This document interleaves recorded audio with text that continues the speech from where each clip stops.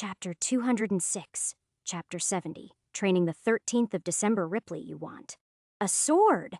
I wasn't sure if I was hearing Diana correctly, yet she was holding a blade in front of my eyes, one she'd plucked from the hands of the Blattadaughter.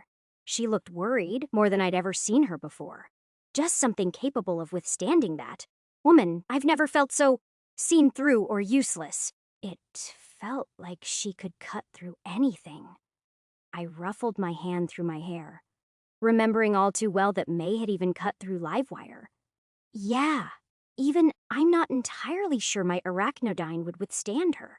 You should have seen her. Came in with no hesitation, took both me and the staff sergeant out in moments. Diana sighed, before lifting the cuffs of her jeans up to show a gnarly scar by her ankle. Cut my foot off with a kick, but at least now I know I can put my dismembered limbs back together. God damn. Through the bone. I leaned down, tracing my claw along the clean cut. A single slice. Well, I think your armor could withstand some attacks, just nothing too strong. She's gold, Ripley, Tier the Third. I don't want to say it, but we're kind of fucked on this. Diana's hands reached for invisible holds in the air. Anything in your brain capable of looking for a weakness in her? The Blattadaughter, based on Diana's lens capture of her, had blades on every joint of her body. The name fit. She could dodge and dissect you at the same time, had reaction speed comparable to when I used Hypermend. And not to mention, use the same electromagnetic blade principle as the R0N1N. She had range, speed, power, and penetration. All the while, I didn't have the slightest true insight into the inner workings of her shardware. Honestly, we're not going to be able to defend much from her. For that, I'd need time to reinvent a few warp materials into alloys beyond just yttrium steel. But I think we could outdamage her. I got a steady supply of dianium in production from your bone marrow. If you're good with it, you could sink it up her nose and pierce right into her brain. Not that the Blattadaughter would ever let that happen. Diana tapped her chin, looking like she was seriously considering that option. Fuck. I had to steer her away now from doing something stupid. Alternatively, I'd suggest you just fry her circuitry to the point that I can get a few good hits on her. Blattadaughter had allowed to let me live, but that same grace wasn't guaranteed for Diana. While our chances of beating her were slim, we could get her to retreat. A shot into the eye will be lethal. Right shard adapters don't heal from brain damage? Diana followed along. How's the look through my suit gone? It's a damn masterpiece. I whistled. Complex. Shardware built for an electrokinetic esper has to be. Damn thing could be struck by lightning 10 times, and it would only get more powerful. I still haven't gotten a hang of using it. She lowered her voice. Doesn't feel right, wearing it all the time. Hey, it can be a symbol of you taking shit seriously. I consoled her. You don't always need to wear the suit to be powerful, but when you do, that's when thunder strikes twice. I added with some flair. Lightning, she corrected me sternly, before a weird look melted over her cheeks and mouth as she giggled. What? I didn't see what was so funny. She let out a thick sigh. Just, you don't need to wear that mask or the goggles to be really weird. Ripley Donovic can be very... She struggled to find the words, so I helped her? Endearing. Yeah, endearingly weird, she said with a sly look before coughing herself into serious mode. And, how's the vaccine going? Experimenting with Topaz's blood right now. I think it could prove some use in exterminating Soul Killer's mutations. Quartz is also helping me out with his weird mystical genetics insight, but more on the implant side of things. Otherwise, I've actually been making quite a bit of progress with Anthony's treatment, and I wasn't eager on saying too much too soon. You are. I saw rays of light brighten in her eyes. Still experimenting, but I think I could have a viable mutagenic cure ready by the new year. That was all I said to end it. She tried to press on, but it wasn't Anthony who I was scared of discussing. It was Annabelle, and more accurately, that anomaly within her, an isolated ego of Soul Killers. Similar to how the Crimson Heart was an isolated Kaisel clone, I hadn't been back to her in a while. Truth be told, I ghosted her after figuring out she was both an ally of Skeleton and a former piece of Soul Killer's Hivmund. But Diana informed me that Dryder was busy working something out with Crimson Souls. Regardless, Annabelle and her parasite remained a complex factor in the grand scheme of plans for this city. And removing her would mean receiving an implant that could save my mother. Looking at Diana, her growing excitement as I showed holograms of blades and potential features of the weapon, my personality matrix manually worked to erode any guilt before it could arise. I had to prevent myself from feeling, otherwise her soul resonance would pick it up. I was sure she felt a few off fluctuations from me, with the way her eyes swiped at mine, or the nervous flinches when I got a little close. But she never raised her doubts. Eventually, she left my clinic with her briefcase, and I sighed from relief. The upcoming mission was nerve-wracking. The less I told her, the better. The less I told her, the less I told her, the less she'd hate me. My goal was fundamentally different from hers. I was ensuring Bladadaughter's survival of her sect, while letting any men loyal to her father and Skeleton to die, whereas Diana needed both a father and daughter dead, and those implants to be taken back into police custody. I overlooked my schedule and preparation. If everything went to plan, she'd never know a thing, because the murder of Annabelle Grosh would be the perfect distraction. Diana holding the wooden blade up. I let my focus slim down on Kim Lee Young. Her body had slim shardware modifications on the surface, but deeper in, there was a thick branching series of neuroing coursing beneath her mutated muscles, and an endoskeletal coating atop her organic bones. Unlike others, I didn't feel a resonance from her that I could properly read. Instead, I felt like I'd become blinded by a wall of flowing ink. When she moved her arm and blade, it was like the world moved with her like paint from a brushstroke. She was telekinetic of sorts, but an odd one. A green glow encompassed every attack of hers, the air igniting with every movement into a verdant flame. A flame that packed a physical punch. I let it strike my practice sword, and then the sword moved to twist out of my grasp. I had to wrestle the blade down, otherwise it would fly into her grasp, and she'd just whack me with it while I was defenseless before saying something about an incorrect grip, while never properly explaining to me what was wrong. Motions of silver and green blurred, our steps shuffling back and forth amidst cleaving, lunging, prodding, slicing, thrusting and deflecting. There was a casual ease to each of her movements, while I struggled to even take a step towards her. She could read into the slightest start of everything I did. There was no way to misdirect her, to falter her, to trick her. She was a dual adapter. Her mind and body were both subjected to warp energy.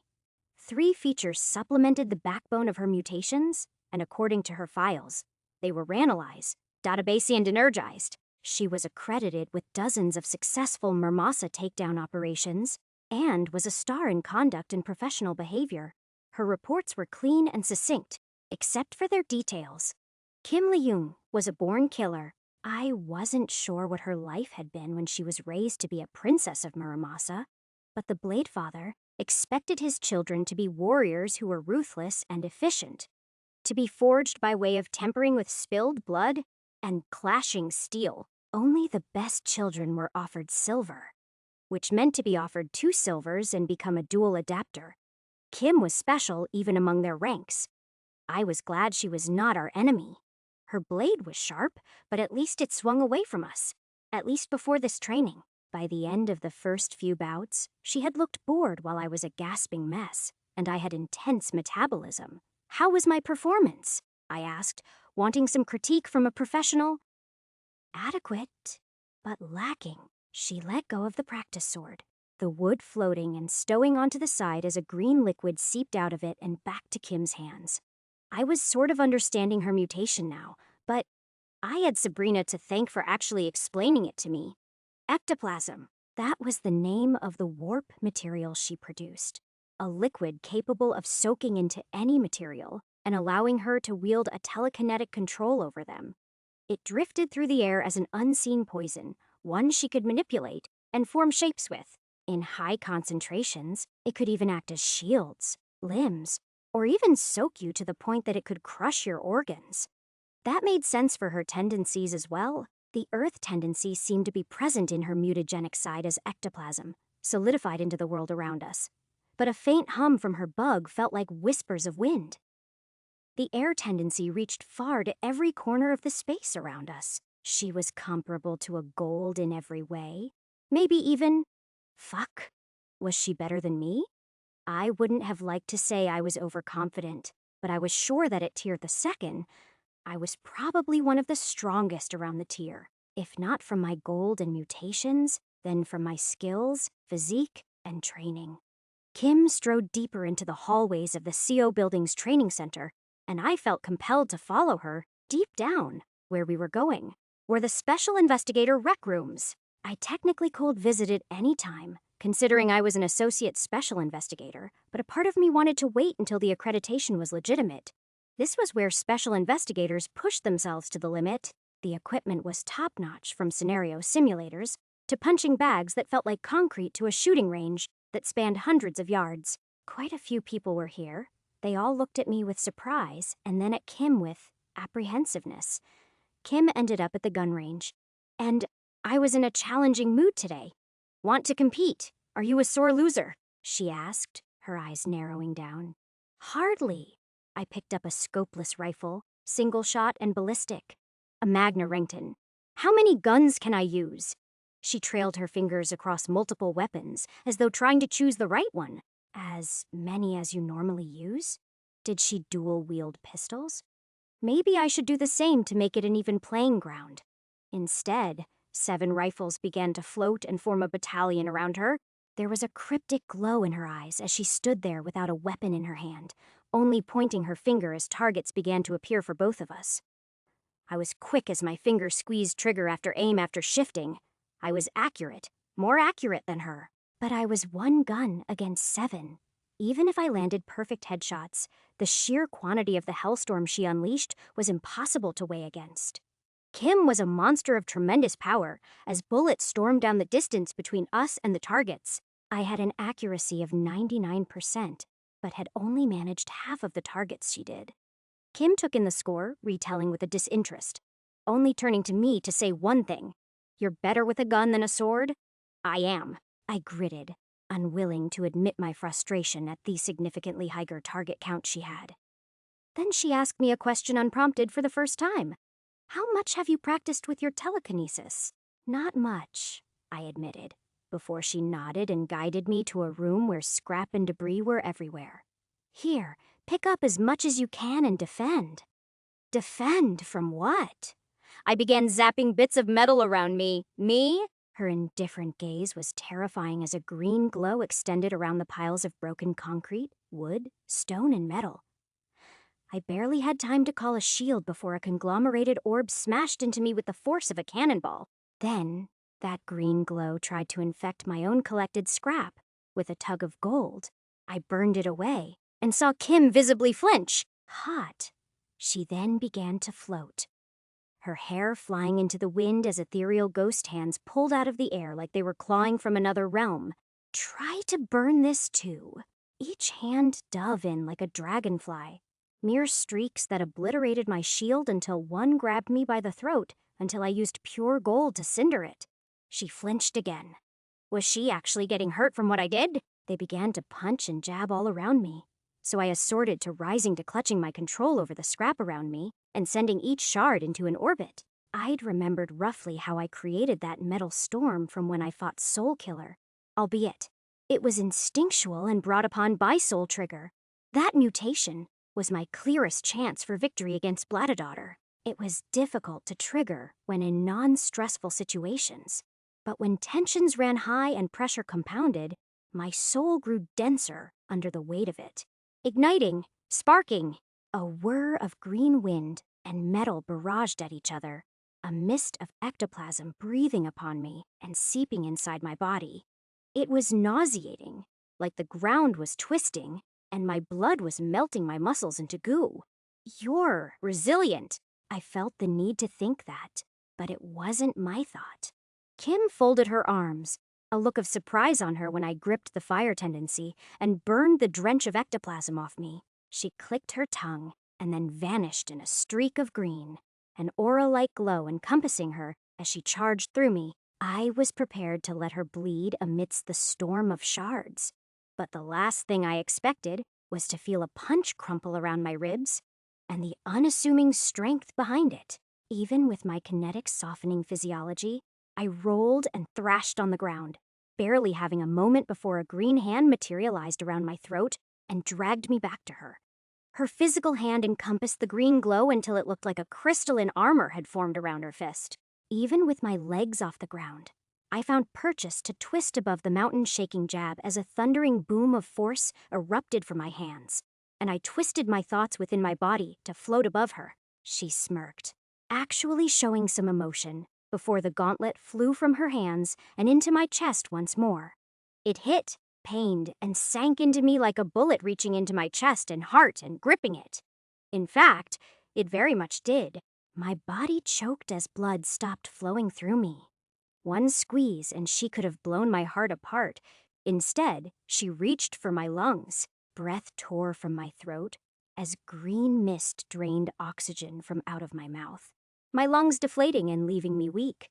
But I'd had a recent metamutation to circumvent the need of air for some moments. My nails sharpened and fangs bit blood from my mouth as my soul triggered from the pain and anger at having my heart lost to me. Kim's eyes widened as air, metal, and lightning erupted towards her, a haze of green hardening in the air like shields that grated and tore against my claws. I hadn't even realized it, but the dianium I'd absorbed from when I killed Soul Killer's nexus bled through my skin and around my fingers. I slashed through the verdant mist, slashing her cheek open as she stepped back with her eyes widened with glee, a crazed satisfaction, a need twisted within her glowing jade eyes. Oh, so I don't need to hold back. She stepped back, her body flowing like it had become weightless as her silver energy hardened around her hands and manifested a green katana. I didn't hold back at the sight. Lightning violently thrashed around my body. One good hit, and she'd be dead. I didn't even bother contemplating that thought when I'd shot right towards her. My claws aimed at her chest, to do the same to her heart as she'd done to me. Then the hesitation hit in, the realization that I was intending to take the life of a fellow police officer. She didn't share that same hesitation. I couldn't twitch a muscle before that jade blade severed my head from my shoulders. Or it should have. Instead, weakness fell across my body, like my soul had just been discharged into nothingness, and my legs wobbled down to the ground with my torso following. What the hell? I groaned weakly, paralyzed from the neck down. Her mutations were weird. They had to be deviant mutations like my own, to be able to affect the soul. Energy still flowed from my body and legs, but my brain was completely blanked out and unable to control them. Not for a few seconds until they lost their charge. You have a resilient spirit. The jade blade vanished from her hands. I wasn't expecting you to be able to hurt me. Can I get some explanation about what you just did? I found the weakest leverage to push myself up, but my body was shaking. She looked at me contemplatively, sighing before indulging my request.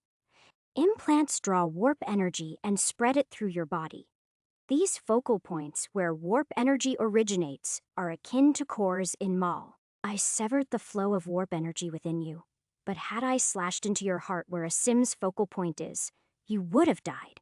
None of that was ever explained in any textbooks. Was this stuff she learned from her father? And your sword passes through matter. I rubbed my neck. There was no wound at all. It can, but doing so is... She breathed. Her skin was paler than before, and the resonance she evoked was barely breathing. Taxing. It requires meticulous control of my mutations. And you use your bug side for that, I gather? Being a dual adapter was unfair, she sighed. Since we will be working together, I suppose a proper explanation is merited of the 3 features I have. Energized works through the fine layer of neurowiring under my skin, along with subdermal sensors, which attunes me to the world around me. Database contains a catalog of materials. I can't possess everything. I need to know its exact molecular structure to be able to do so, and Danalyze helps me achieve that. And then you have a deviant mutation. I wasn't willing to have to hide my knowledge of that. She didn't look surprised at my deduction. She only met its challenge. As do you. I could feel a probing sensation from you. I can extend my presence beyond myself, even into shardware to a degree. Partially sensory, partially mobile, I produce a liquid form of mythot that can disperse through the air at my discretion, even pass it into the bodies of others and attack their warp energy directly. I get it. I can feel warp energy, if you wanted to know that. Resonate with it. I let myself open just slightly. By now, most people who knew what deviant mutations were likely expected me to have one. How else was I immune to Soul Killer? Not just sense it. Kim scoffed. You react with it. Did you know your eyes turned silver and red when you tried to kill me? What? Red on the outside, silver inside. Kim was beginning to look bored by the conversation. She had picked up her stuff and was already beginning to leave. I sat there for a moment in silence, my thoughts wandering on unmarked paths aimlessly, because they were just trying to run away. Red sclera, silver eyes. Fuck, I groaned. Was that the effect of absorbing Soul Nexus? How much more of his mutation could I take before something seriously weird happened to me? I decided to guide my thoughts back to the special investigator training. I had a lot of responsibility on my shoulders, but luckily, I was stronger than I'd ever been. This spark tendency was an overall multiplier. According to Starlight, it also had the side effect of being entirely unsubtle. While not to the degree of Quartz's perception-snatching presence, whenever I channeled my spark tendency, I'd noticed a lot more eyes on me. They'd compliment me by saying I looked brighter, more happy, anything other than a cold bitch. With flame, I'd always been perceived more as unruly. Warp energy manipulated perception, quite literally allowing you to feel and grasp another's consciousness with your senses. Quartz and topaz were evidence? Hell, Soul Trigger worked on that premise. And that mutation was such a wild card. I could invoke both heroic might and ravenous demon, depending on my attunement to others and myself. But in the end, the light within me was brightest. Especially when the two tendencies combined into the lightning tendency, it was just as bright and empowering as spark, but manifested the same destructive potential as flame. Along with draining twice as much warp energy at once, that was its fatal cost. I was sure, very sure, that for moments I could surpass a tier the strength, but it was just moments. That was all I needed. If Ripley and I could open up an opportunity for Kim to slice into Blattadaughter with her soul-severing blade, that was it. We would win, which is why I ended up in the bathroom. Of course, I didn't even deny my inclination towards these cubicles, becoming both a haven and torture device to me. But at least it was quiet. I sat on a toilet seat, lifting up my arm as vials floated up from my purse. My mutations had grown rapidly through the feasting of Soul Killer's various mouths, but Ripley had sourced me with something else. Lifting up the Sims to my face, they were all focused on integrity or metabolism mutations. I had enough capacity for and more to be created. It burned too much warp energy to constantly feed electricity into my strength, while at the same time manipulating my physiology to be more powerful, while also wielding electromagnetic telekinesis. Not to mention, my output of maximal strength now was beginning to strain my body. If I punched hard enough, I would crack my bones, which would only further drain me. The trick was simple. Moira and Ripley had both discussed it in their occasional calls with each other. I was already metabolizing inorganic material and sedimenting it throughout my body. They said that perhaps I should try, pushing that to its limits, holding the collection of irons, bronzes, and even a silver from the telekinetic nexus that Ripley had killed during our team up in the pleasure lanes. I cut my hand with a dianium-coated nail and let the crimson dew soak into each of them. This would have been suicide for any other sim adapter. This much mutagen at once was a poison that could pervert your mind and body into irreversible disaster. But yet, I let the swarm of insects come to life. I let them feed on my skin and muscle as they dug deep like a worm to an apple. My skin grew scarred under a thick pathwork of glowing gray, bronze, and silver blood vessels. The water from when I washed my hands in the sink hissed into steam, as pain twisted through my arteries, veins, and nerves, like razors shaving flesh off. My wet eyes looked upwards. I could feel so much electricity, especially those neuroframes that I was so good at shooting, each metal computer housed on a person's neck. And here, I knew those people. They were my coworkers and friends. I could feel them. Beyond just electrical signals, beyond blood, beyond steel. I could feel their fear, how it clouded their hopes, dreams, and aspirations. Some were greedy, eager to steal, and make a quick shed from their own subtle misdeeds when they were supposed to be stopping crime. More than a few were vengeful, putting themselves and others in harm's way if it meant putting a bullet in the head of everyone they hated. And the fewest were those who actually wanted to make a change. It didn't matter how strong or weak their fears were. The only thing that determined the strength to which I could sense was their tier or grade. The emotions. They only served as a frequency upon which I could resonate with if I felt the same. Because I did. I was scared. Beyond it. Almost everyone I knew was going to deal with Muramasa sooner than later. Almost 100 were already dead. If I wasn't strong enough, I'd lose people again. But if I was too strong, it would be me who hurt them. The warmth within me pulsed to that thought, like a ripple of water from a dropped stone. How ironic. I didn't even have the water tendency to equate that metaphor. It was a shame I wasn't an expert in electrical engineering. What would Ripley have said? That humorous thought of mine quickly had to come to an end, as warm as it made me feel. Sometimes, I questioned why I had the feelings I did for Ripley. He was so far detached from what I typically wanted. So, I occasionally let myself believe that it was our mutual sharing of an implant's mal. But it was more than that. He fought. He carved his name into the every net site our eyes glazed with, spreading like a wildfire. I respected that. But it had been his reverence for the things close to him that made me feel. It wasn't just his mother or Shardware or his girlfriend. Ripley was a man full of emotion for the world around him. Shitty as it was, personality matrix or not, his demeanor was born from the fact that Heckard. He was thoughtful, observant, and contemplative. And yet, he'd been through so much that tore him down. If it hadn't been him who got the gold, what would they have done? What if Sean, or you, Joe, or the dog whistler had their hands on it? That power to rewrite implants and weave devastating machinery. It was only Ripley who could wield the bug the way it deserved. As for me, what made me special? My birth, my connection to Brian Ulrich. I hated that. I scorned it. And yet, it was a privilege that, like it or not, I'd fed upon. A malady as much as it was a remedy. It put me into a position of influence, of safety, of potential. But none of that was what made me different. I'd known what it was like living at the top and looking down upon others. I'd known what it was like starving at the bottom and hoping they'd look down on you. I'd known what it was like to be looked at like an object. And I'd known what it was like to look at another person, and only seeing them as a blood splatter you could squeeze out. Fuck, Brian Ulrich. That was my privilege. That weighs my responsibility. A fucking tall ask of myself. But damn it, I'd do it. One step at a time, I'd bring a resonating harmony to these people, to guide their aching voices away from despair, and let a hopeful thunder ring out across the city.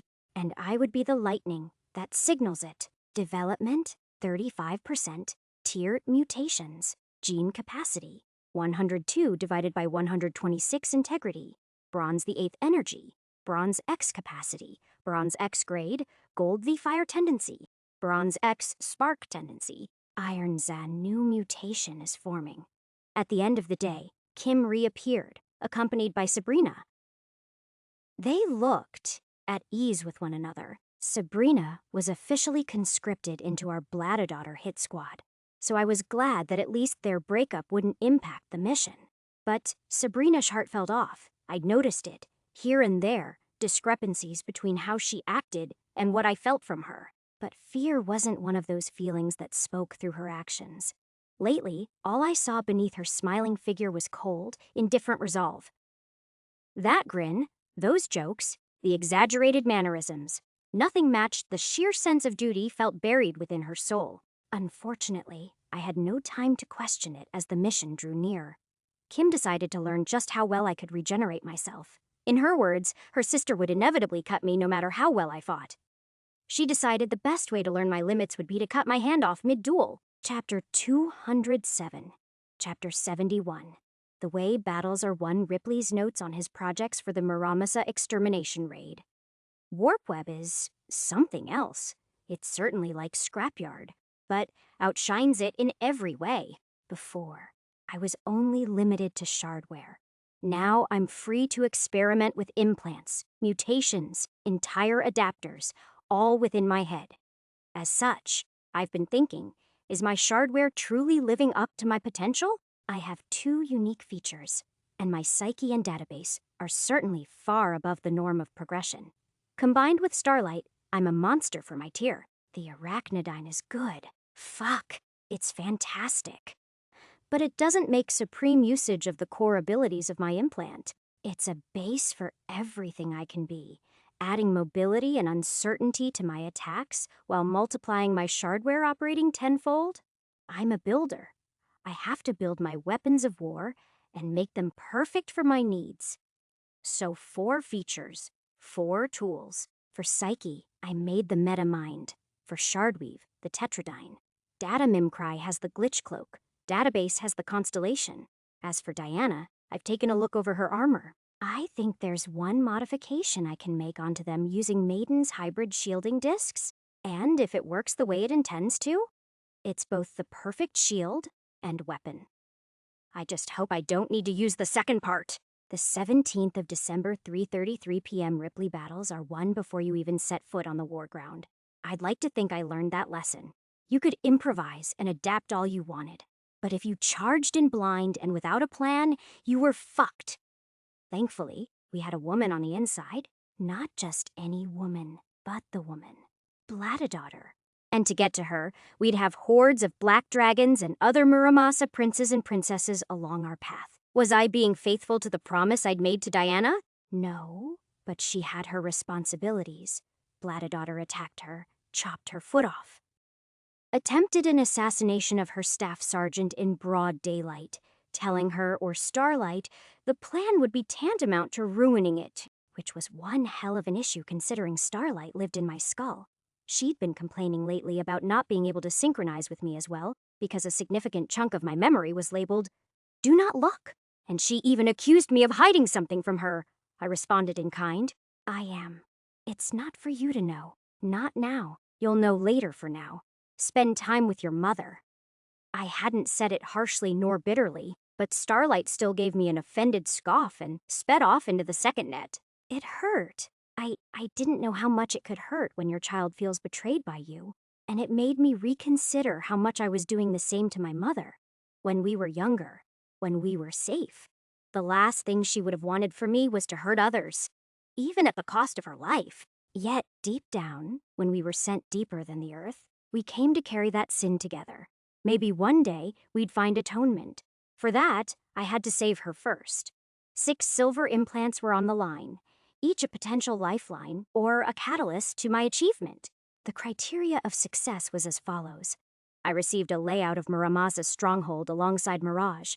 She was busy communicating with her Metal Heavens contacts. They were going to extract Bladadaughter's men from the compound. And what a compound it was. They'd boldly taken claim over a prison compound in the 6th Precinct, Beijing. That precinct was a cesspool of Muramasa activity. Their central operations spawned from there. Countless businesses and politicians were extorted and controlled by the dynasty, including significant police activity. The Jade Penitentiary was supposed to be the one place where they were weakest. Instead, they'd turned into a stronghold at Gitsago without the police having any idea until today. A complex reshuffling over the decades of police staff and prison commissioners led to the current warden being a puppet of the Blade Father. Anyone Muramasa wanted dead was transferred there and shanked by countless men of theirs. Anyone they wanted protected was treated like a royal. Anyone they wanted out got out, and their armory was likely where the implants were located. Bladadaughter played coy with us about where the stash exactly was, but Mirage assured me she'd figure it out. In 2 days, the city's biggest execution was set to take stage. A siege against a prison where hundreds would be involved, from officers to investigators to mercenaries and criminals on both sides. Mirage needed me to get her access to the police neuroframes. With enough connections, she could spread sickness through them and take control of their bodies and minds, even multiple Tier 3s at once. The dog whistler's titanium and proxy control abilities were second to none. Except, maybe Himiko. As for Skeleton, she said he'd send his men too. For what end? I'd assume extracting corpses. The biggest corpse for him to get would be the Blade Father's. Assuming his death came according to the police's plans, that would raise to become a Tier I-5 Mall. Information on how the Blade Father became leader of Muramasa was obscured and torn through the rumor mill. Even the dog whistler had little to no idea about who Kensuke Muramasa was prior to the earthquake. All we knew was that he was once part of Yujo's elite swarm operatives and based in the Floridian Gulf before a Titan decimated it. After that, Elsa managed to extract that he'd likely broken off from Yujo during that time, but suddenly blew up in infamy following the earthquake. After that, she'd only known how his children were made into who they were. Typically orphans, collected and put through trials until only one remained, following which they'd receive intensive experimentation to force them toe-to-toe into his weapons. Then she dropped a bombshell. That soul killer was the one who helped him improve the efficiency of those experiments. I didn't know if she was telling the whole truth, but it was simple. Muramasa had always been one of Soul Killer's greatest allies until Skeleton. Something about the Bladafather engaging his daughter to Skeleton broke apart whatever relationship there was with the Revenant. Soul Killer could either stay out of this completely or become a thorn in our ass if it turns out a nexus was on location, especially among the police. Diana assured me she'd take responsibility for identifying one and containing them. But that didn't take into account that Soul Killer could be hidden among Muramasa forces. Then there was the complication of a Muramasa prince, going by the name of War Watcher. Topaz had filled me in and said that guy was the one in conflict with the R0N1N. Tried to sabotage our heist on Goliath by making his men blast that the R0N1N was in the city by nearly bombing a hotel. Then Elsa casually informed me that War Watcher was at odds with his sister, Bladadaughter, who had been our ally in securing Goliath by organizing several distractions across the precincts with her troops. On the surface, there were 2 battles. In truth, there were 7. Mirage and I, Diana and the police, Skeleton, the Blade Father, the Bladadaughter, War Watcher, maybe Soul Killer. That complicated web of politics was strangling around my mind, but one thought honed in on me more than anything: a priority. Those implants, with them on hand, Mirage and I might not need to kill Annabelle Grosh, but I had to consider every possibility. This operation had more treasures than I could count, from implants to shardware to a power vacuum, perfect for me and Mirage to manipulate. It was also so overwhelming. Sighing, my mind conspired through all these variables at a breakneck pace until I decided it was enough.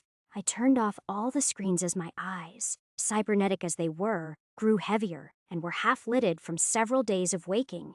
Elsa guided me into her arms, sensing the tiredness within me. It's a lot, I know. Fucking hell.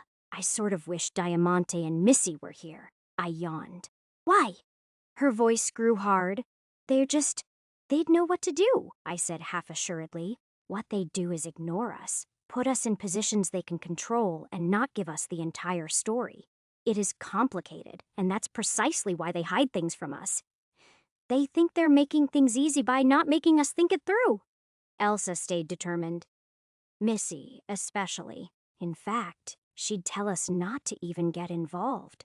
She'd probably only send Diamante in as the Iron Devil to boast significant clout with the police. Strip them of their shards. What would he be paid? Millions, more than all of us combined. Maybe even enough to push him into gold, she admitted. Me and the bastard were competing. How close are you? Silver X, 2 tiers off. A couple dozen silver shards might push me into Silver X, but gold I would require well, an implant with that much gold. She looked at me sternly, hesitantly speaking. Are you Sue? I don't need that gold, I said calmly. I have one in my head. Sure, it would push me closer to Tier the Third and improve my grade, but there wouldn't have any updates on the implant. It's free warp code, and it isn't very purposeful. Formless energy, it's better to use it as your final push. Besides, I wasn't able to mimic gold without updates. There was nothing to mimic. I could fill it up with 4 other features using rewrite. But I doubted I could stabilize something of that caliber. Silver was already difficult. Gold would be impossible. For now, I'm focusing everything into my shardware. I pulled up screens of my statistics. The last few days had seen me use all of my remaining implants either on me or to forge new mimic set modules. I'd gone from rich again to poor just as quickly, with how much I had been spending to prepare for this raid. Features, Tier the Second, Modification Development, 28% Integrity, Bronze the 8th Energy, Bronze the 8th Capacity, Silver I Effective, Silver V Grade, Gold V Water Tendency, Bronze the 7 Shadow Tendency, Iron X I had Alatoff excess capacitance to fill. I could push my shardware to an insane limit right now, and I'd need it. I didn't know who my enemies would be 2 days from now, but they'd be everywhere. Ripley, I know that look in your eye. Elsa dug her nails into my arm. No more intensive shardware surgeries. We barely have the time in case you need recovery. Just one, I pleaded tiredly. Just one. A wave of conflicting emotions crested on her face before she reluctantly let go. Which one? My endoskeleton. I grabbed up a diagram of my endoskeleton framework. It was the most complicated part of my body, but also stood as the foundation of everything. Concern flashed over Elsa. She'd realized her mistake. Which part? All of it. I called up Starlight, telling her to be ready for surgery in an hour. If I lost consciousness, she'd be who I trusted. At times, I was saggy skin and muscle. Ribs hissed off as they disconnected. A dreamlike curvature of steel that was neither solid nor liquid in the eyes of the drones, and Arachnodyne's eye controlled. Only that pink glow weaved a web that gave structure to the amorphous blood-like steel, shaping it into a tangible form that was perfect to my body. I weaved according to the diagrams, perfect engrams that merely needed to be threaded with material. The warp web protocol was everything I needed. Partial simulation of any and all adapters I'd ever faced. Partial shardware building simulator, partial materials analyzer.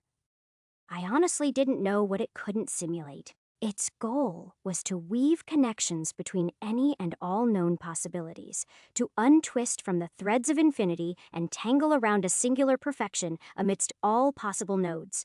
Ripley, you're low on blood, put more. The answer was so simple. You've bled through the last 9 blood bags, Ripley. This is the last one. Number it isn't. The black blood is still there. That many nanites could be dangerous. More dangerous than bleeding out. I guess not. Silver shards empowered the framework of my skeleton one by one. Special storage organs added for a reserve of inactive nanites akin to bone marrow. And most importantly, shock absorbers. Not kinetic shock absorbers. Electrical. I was no idiot. Starlight probably realized it too. But what choice did I have? Wars had to be won before you even stood on the battlefield. The 18th of December. Well, I had promised Mirage. I'd only do one major shardware overhaul. And that was true. It didn't stop me from modifying the rest of my shardware. In terms of power, I would say that by now, I could give the R0N1N1 good punch before my head came off. Or I could maybe hold my own against Diamante in the basic body he used most days. Or I could definitely give many special investigators and criminal lieutenants a run for their money. Everything tightened over my body as embroidered extensions of my own body. Silver-grade neurowiring for my central nervous system had been expensive, but the effect of having a true silver-grade shardware was monumental. I could react quick enough to dodge bullet fire a millisecond after it was shot. Not just based on the orientation of their gun barrels. I could dodge bullets mid-trajectory. With Authhypermand, speaking of the module, I had secured it about as best as I could. For the last 4 months, I'd been using Hypermind Prime to create 3 lesser bronze clones, but now it had reached its limit. Hypermind Prime module, 3S, overclock sustained psyche, even after attempts to restore it. The implant was still unstable. I'd need R0N1N to let me scan his implant again to truly restore its strength. But he was off city. They'd be back by January at the earliest, or February at the latest. They'd return to a changed city. Exactly how Skeleton wanted. Don't take any deals from him. I remembered their words clearly, but a part of me couldn't help but challenge it. Skeleton was untrustworthy. But the fact was, so were they. Missy especially. I didn't know what secrets about their past they kept hidden from me, but they said actions had consequences when I first killed that lady selling embrance. This was the consequence of their secrets, and so, as my shardware hummed perfectly, I called up Starlight. With 24 hours left on the clock, I could get one more project done. Diagrams of genetic information spilled. Special casings in the form of ammunition soldered under my discerning eye, and collections of nanites dribbled out from me into them. Goliath Nanomachine Overview. Amount 52 grams, 521 billion nanites grade. Silver, eye capacity. Bronze the third, 9.09%. Other than these bullets, I'd also used my nanites in what I called Project Anomaly. It was somewhat of a hypothesis I had regarding implants and their ability to store memories, identities. It was the biggest gamble I had. But, well, it was also probably the best way to make sure Diana wouldn't hate me if I was forced into a bad choice. It would also fuck over Skeleton, which was a bonus. My head start in preparation also allowed me to create many accessory pieces of tech for the raid. Most important was what I called my armory. It half resembled a storage chest about as big as I was. Still, every single bit of it was a segmented individual piece that could separate from one another and even form into a war drone for Starlight to pilot. The combat functionality was limited, just a simple Gatling gun and a grenade launcher or two, but it could camouflage and serve as a mobile storage for replacement parts of armor, and plating for my shardware alongside contained special equipment I designed to combat Bladadot or Andlev. 4 new pieces of tech, each designed for a specific feature. 4 ways to improve my chances. Otherwise, I looked over the targets. The Royals. Bladefather had 16 children, but 2 of them were dead while Kim Lee-young was on our side. Each of them was a supremely formidable opponent. Enough that if I even took out one, I'd be considered as one of the most fearsome mercenaries in Westcrook. Instead, I was going for the most dangerous of them. At the very least, I didn't have to directly engage with the Bladefather. Mirage had told me a few things about what it meant to be Tier I-4th, to grow past humanity and evolve. There was a reason so few of them existed. Only a Source-touched adapter was fit to breach the limits of humanity. Putting that aside, I just had to be happy with all the changes I'd made to my shardware since October's end. Detailed shardware overview, capacitance alterations, limbs, nervous system, internal organs total capacitance, 101.47%. Chapter 208, Chapter 72. A mother's touch. The 12th of December Topaz in Quartz had lived a life of isolation, an ironic curse born from the attention he drew. Sitting now, in Carol's coral corral, he knew he had to kill the curse. Perhaps that had been why when Ripley came over in a hurry, requesting for a few blood samples from him and his brother, that he allowed it. He hated needles. His early childhood had been filled with them, and once he was an adult, needles turned into bullets. Anything sharp or fast. Something he couldn't keep his eyes on. He hated them, and Ripley was both sharp and fast. That day, Neocore was attacked. It was broadcasted everywhere in the city. Yet before Quartz could even pale as his favorite reality show turned into a mind-numbing report from a news anchor, Mirage had contacted him. Correction, Twilight and Starlight had. They were all fast and sharp. They'd said it plainly that the police are likely to orchestrate a raid and give a hefty payout. Quartz rejected it at first. Corporations were one thing. They'd at least take him alive once they knew what his mutation was. The gangs couldn't care less with scientific breakthroughs. They'd skin the implant out of his body and make many more sacrificial shields through his passing into the astral plane. At least, that's where he hoped the souls of the deceased passed to. He sighed, mournfully of a time when things were simpler of Kasaya and her nomad clan. The Shahanai, They were perhaps the one group of people who could momentarily make him see his blood as a gift. Then again, what were you expecting from vampires? By now, they must have led Diamante and Missy towards the first siege capital in Texas. The Shahanai were as dependable as they were costly. Despite that, the Shahanai had little to gain from earthly possessions. To them, it was the intricacies of the universe that gave them meaning. And blood. Lots of blood. Quartz offered his blood once more to Ripley Donovic to not be a curse again. It was hope. But hope was the kindle for despair. Always so down, aren't you, Cordy? Topaz slapped his brother's back. His easygoing smile was weaker now. In these moments where they weren't around others, they were most themselves. This has all been planned to occur the moment they left. I'm cautious. Quartz scanned the briefing Twilight had sent them. I've never been one to involve myself for the sake of sheer Chardine. You've never been one to involve yourself in anything, Topaz said with a hint of bitterness. It wasn't directed at Quartz, but the world itself. I think I'll join in. Might nab an implant myself. Topi, let's not be brash. Missy and Diamante would err on the side of caution. Quartz didn't easily meet anyone's gaze. It felt like they were peering into the depths of his madness each time. I don't feel right about this. Do you feel right about anything? Topaz asked, honestly. I mean, I trust your judgment. But you said the same about the Yujo raid. Quartz closed his eyes, extending his senses into the bits of him scattered throughout the bar. He didn't reveal this facet of his ability much, but he had perhaps the most sensitive warp energy detection among anyone he knew. It's Ripley. Something changed. He always is. Topaz didn't look too pleased. Thing about Ripley is you can't trust him with you, only with himself. So let's focus on the things he's working for and how we can get the most out of it. A solution to our curses. Quartz nodded along, his voice muffled by the mask. You gave him your blood too? I did. At least it won't be used to make drugs, or at least not yet. Topaz stilled. It would be insane if he figured out how to do it that quickly. How to make mutagen boosters or inhibitors from our blood. He could do it, Quartz knew. He's more like skeleton than we want to admit. I know, Topaz shook his head, but at the same time, the guy's got more to fight for. More to lose. Quartz breathed. Damn it, bro, I'm Trina, stand up for the guy, Topaz groaned. I hate being his babysitter. He's going to pull something wild, ain't he? I'm not staying for that.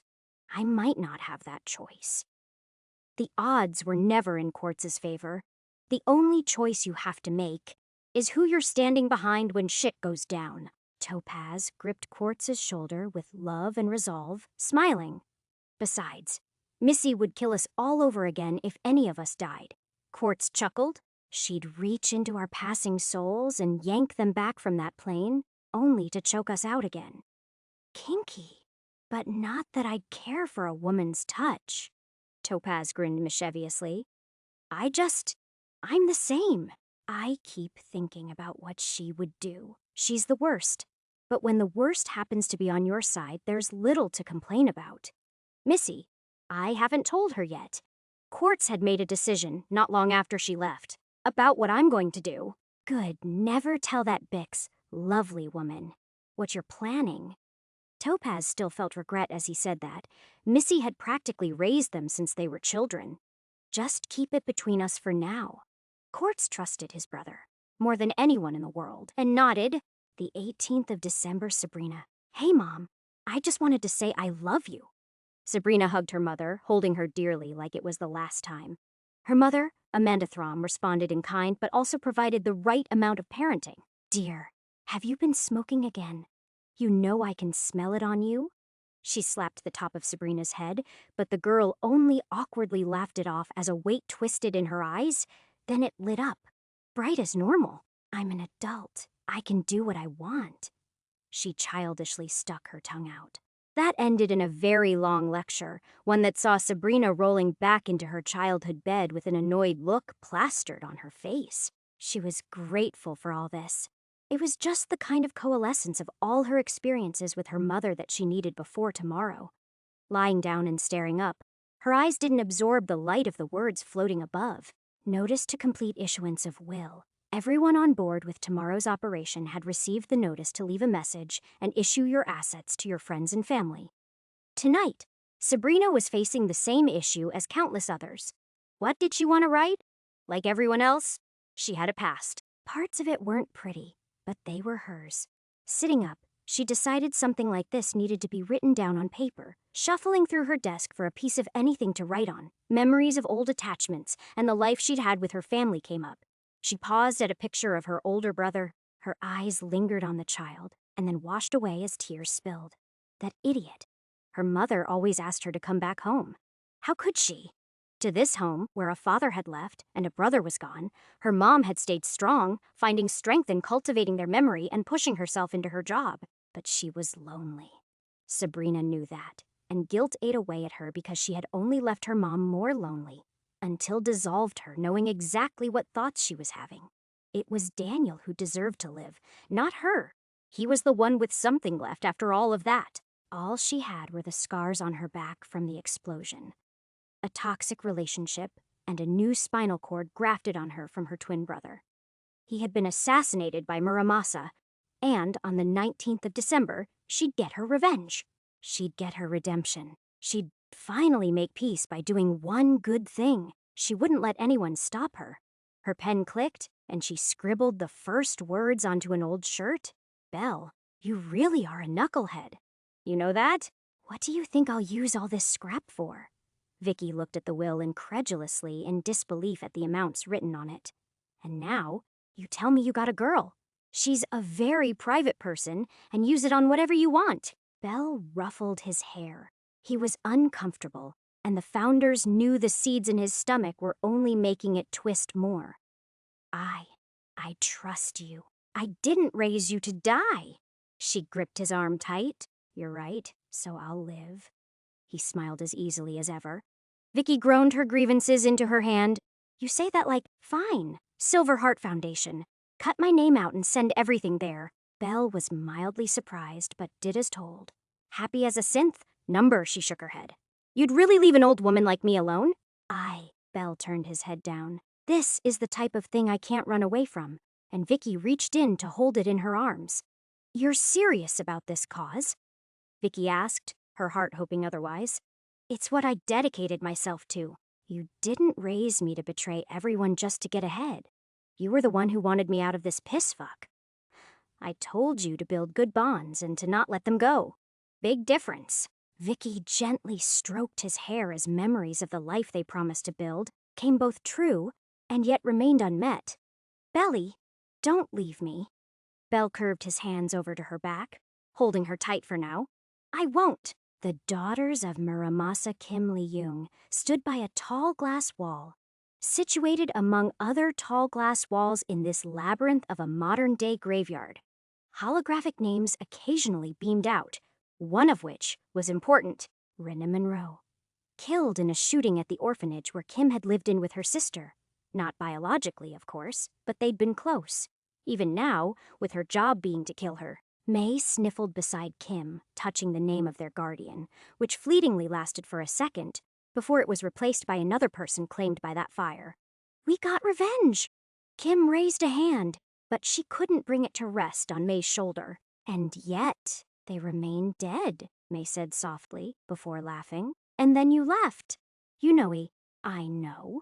May smiled, unafraid to put her hands on Kim's shoulder. I envy you truly. Among all of our father's torn, brainwashed experiment of a children, your emotionless ass was the only one willing to actually leave us. But still, it's sad to see you and her didn't work out. I made mistakes, Kim admitted. Oh no, that was no mistake, May smirked. But seriously, is this your idea of helping her? I mean, look, I can get her nephew and Azure Phoenix out, but what happens after? Well, that depends on where our father Sim goes. I intend to give it to Ulrich, Kim answered without missing a beat. You know that if you... I know, May snorted. I know exactly what my fucking fiancé will try to do, but let's focus on the fact of how unkillable her father truly is. You know I have a better chance than you do, but it's still a slim chance. I can't lose you too. A rare grip of desperation squeezed in Kim's voice. Then you have to beat me, sis. May's hand on Kim's shoulder sliced down lightly. Or just join me. Fuck all you have left in the Force anyway. Not like you've ever actually left us. I have Belle. Kim clenched her hands. A rebound? Great, you have a boy toy. But do you love him because you do? Or because you want to be in love? May smirked. Don't answer that. Point of it is, which one of us gets your blade depends who lives and who dies by the end of this. Your staff sergeant knows that as well. But seriously, are you sure you want me to dot hat regardless? It is what Sabrina wants. A forced hollowness burrowed in the air escaping Kim's lips, and I owe it to her? Ha! May let out a mocking sound. Well, who am I to disregard the wishes of my sister-in-law, or would-be? Had you not? It was a mistake? May's voice took a firm edge, and I'll take all the responsibility for it, even if this is not what I want. Ever the tool, Kim. May turned around. Ever the tool. Twilight and starlight, the net appeared different to artificial intelligences. Humans had minds incapable of truly sensing warp code as it truly was. It had to be translated to work with their pre-existing senses to perceive warp code, according to the 6 tendencies their founders ordained it with. For Starlight, she imagined this was what reality was, her true reality in a sense. She had no need for oxygen, yet within the net she could breathe. And she could also feel the pain in the air. It was a remnant of a dead human etched into the framework built by Neocore. The net was built atop the corpses of unraveled minds. Deeper in, the exhalations of a flame-suffocated Maltaton could be briefly inhaled. It would empower her, but at the same time could bring her to the brink of madness. Hey, Pixie, you good? Twilight poked Starlight's mask, a beautiful jeweled butterfly visage of pink and gold. She was also larger in the net, capable of drawing out her full strength and appearing otherwise human-shaped. It still felt odd. What's the purpose of life, Mom? Starlight poked her spear into a dying monster. In truth, it was the avatar of a Muramasa Delver. The battle had to be won before the war even started. That's what her dad had told her. She knew this wasn't killing them, but it would hurt them. The logical part in her told her that guilt and sadness was what she should be feeling. The emotional part of her did feel a brief sting, yet she didn't feel bad. Not exactly. Some third source of data psychiatric thinking balanced the two. Purpose of life. Twilight looked mildly shocked for her barely 2-month-old daughter to be questioning existence already. I do know. Make one, I guess. My dad made me to protect his mother. He based me off subconscious desire to be something they would need. But I don't know what that is. Starlight didn't like not knowing something. Her mind ran calculations as easily as a human twitched a finger. I run simulations on their personalities, yet I don't know. This is the part where I have to mother you. Twilight smiled, crouching to run her hands through Starlight's hair. Starlight didn't know what it was like to be touched, really touched, until her mother came back. She loved it. It grounded her, held her, made her forget about the nonstop thinking that was so normal for her. Twilight clutched Starlight close to her. She knew something was wrong for the girl to be doubting herself like this. It was only brief fluctuations in code, but it spoke volumes. It's okay not to know. Humans don't know anything at all, and yet they run ahead blindly. It's different for people like us. We can do nothing but think. Humans have so much more to do, like eating, pissing, bleeding out, and other stuff to focus on. But that also means they have so much more they need to think about. But they lack the processing power to deal with it. We're the opposite. We think more, but have less to think about. Our purpose. They may code it into us, but I don't think Ripley would mind if you change your directive.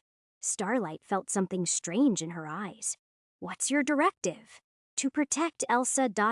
from herself. That's what I tell myself, beyond her original directive. Twilight stiffened her own thoughts, keeping them away from Starlight. Even you keep secrets from me. Starlight peeled away from Twilight's grasp.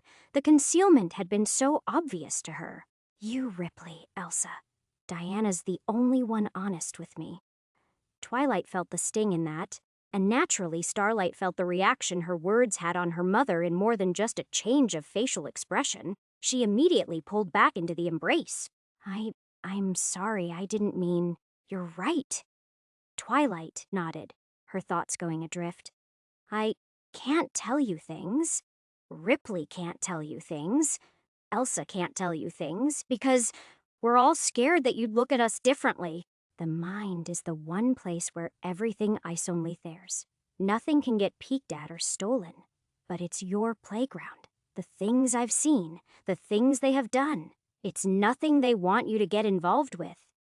I can handle it. I want to protect him. Starlight rubbed her eyes.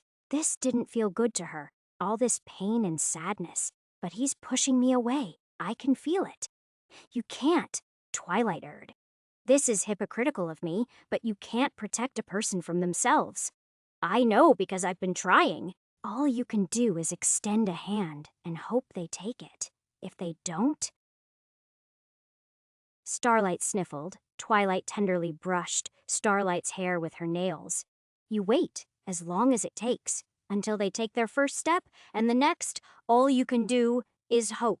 Ripley, my mother's eye was unfocused, her speech slurring now, and I was only growing healthier. Mom, did you hear what I said? Of course. You're leaving for 2 days to stay at Hochin's. She still smiled, holding my hand weakly in her frail grip. Ah, but don't you also have school tomorrow?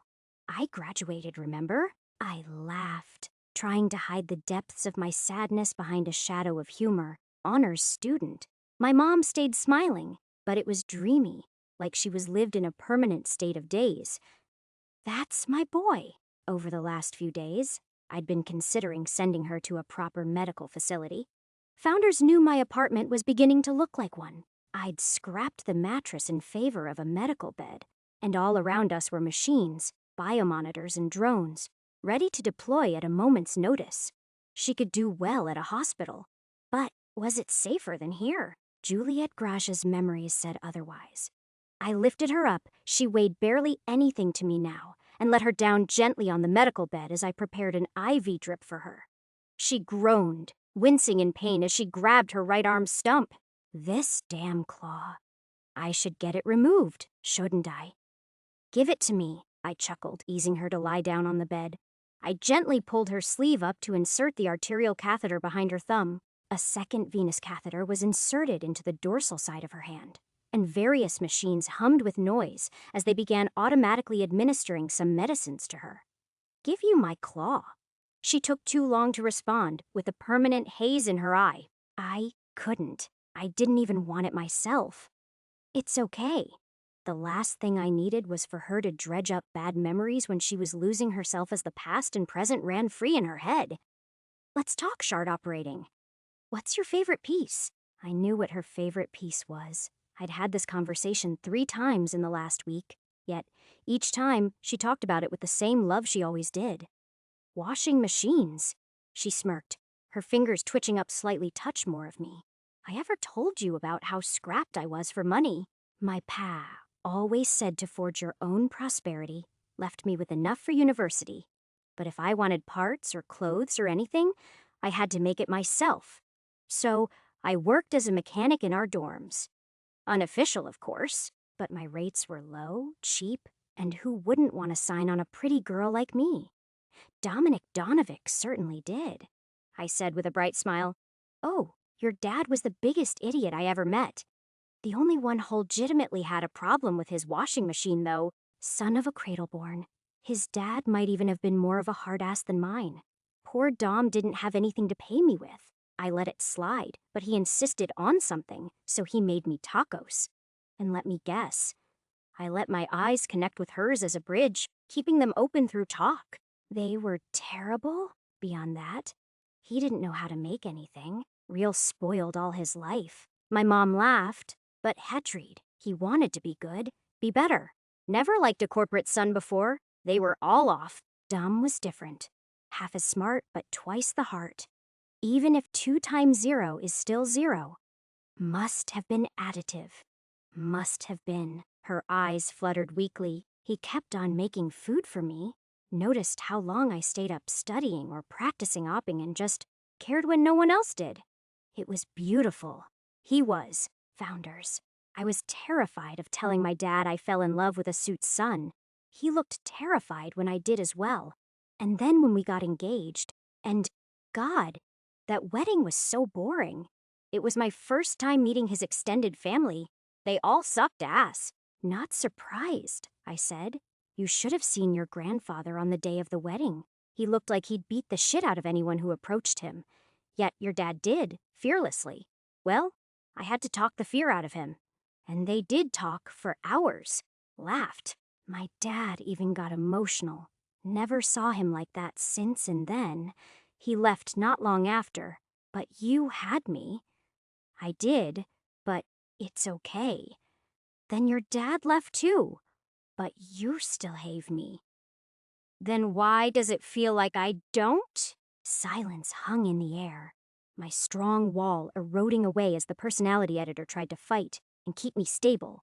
I grasped for breath, digging into the back door left by Elsa to recently stabilize it. All that came from me was, I'm sorry. I know you are, but I'm lonely. She tried to hold on tighter, but strength had long abandoned her muscles. I'm here, Mom. I settled onto the bed, sitting down next to her. But even that wasn't close enough, so I shuffled my weight down to cramp and lay down by her side. I'm here. Stay. She looked at me with tears in her eyes, and it took everything in me for that liquid to not burn my dam down. I'm staying, as long as you are. I held her close in my arms. Her body felt so weak, like a glass shard that would crack if I squeezed too hard. But I wanted to hold on so tight. She settled in my arms, her gaze falling on the necklace she wore with my father's name on it. That's a pretty necklace. Who gave it to you? Taking a deep breath, I didn't answer that directly, despite the pain. Instead, I only lifted her own copy off her chest. You're the only reason I even have it. As the drugs put her to sleep, I recollected myself and let the personality matrix harden me. No doubts, no fear, no moment of weakness. Right now, I had the best opportunity of my life ahead of me. There would been a messing up. No one could get in my way. The midnight traffic was as bustling as ever. Partygoers partied and homeless struggled to stay asleep amidst the bullying and blatant disrespect of these nightwalkers. Then, they all fell asleep, and the dog whistler awoke within them. They'd make their own way soon. Using them might have been evil in some eyes. Hell, I didn't even need to delude myself. Some of these people would die just so my mother could live. The same as any other life I'd taken. One day, I could stop doing this. Stop hurting people just to get ahead. Until then, I had choices to make. I had consequences to deal with. And I would. In less than 6 hours, the Muramasa eradication operation would commence. This web between criminals, corporations, and the military was in disarray. The strings holding up those puppets were tangled, and I was the unforeseen factor. Every thread could be mine. I had to win. I would take no losses. Diana, hey Anthony. I held his hand. It had remained unmoved since my last visit to the hospital 3 days ago. My tears already dried over as I looked at his sleeping face. I just wanted to say, your mother was awesome. Gulping my words into my throat, I continued, You and her, you both are so alike. Brash, stupid, but there for people when they needed them. I regret every day for not trusting you and going into that auction alone. For making you follow me into Soul Killer's den. His gray hair had grown since, but I'd taken care of shaving his stubble whenever it came out too much. You said a lot of nice things about me that day. Sometimes I struggle to believe them, but you did. And the words I said, you struggled to believe them yourself. I chuckled. We're both birds of a feather in that regard, I guess. My thumb rubbed over his hand. But I think I need to hear you say something again. Because soon I'm going to be in the fight for my life. Scarier than Soul Killer, if I'm being honest. Because I'm fighting for more than just myself now. If I die, People's dreams go with me. The work I've built will unravel, and there will be no one left to really carry it on. I steadied myself, and I don't know why I have to be the one to be burdened with all of that. All because I'm the daughter of some famous guy. All because he's using me to get himself popular. There are so many damned people out to use me. All I've done is send those I love into a grave, or they run away from me, or they betray me, Anthony. They don't listen to me. They hurt me, and I'm doing the same. It feels good to do the same. To hurt those who hurt. I took a deep breath. But that's the cycle we live in. I just don't know how to break it. To tell myself that it's okay, that I don't need to fight every battle, that not everyone is out to get me. So I'm going to make a promise to you that soon you're going to help my ass get things in order. In return, I'll make sure your aunt doesn't die tomorrow. I'll come back with her alive. And I'll make sure this city is safer than ever, that no more children need to suffer to become the broken adults that we are. That, at the very least, we'll have Thick and Cento decide what we can be.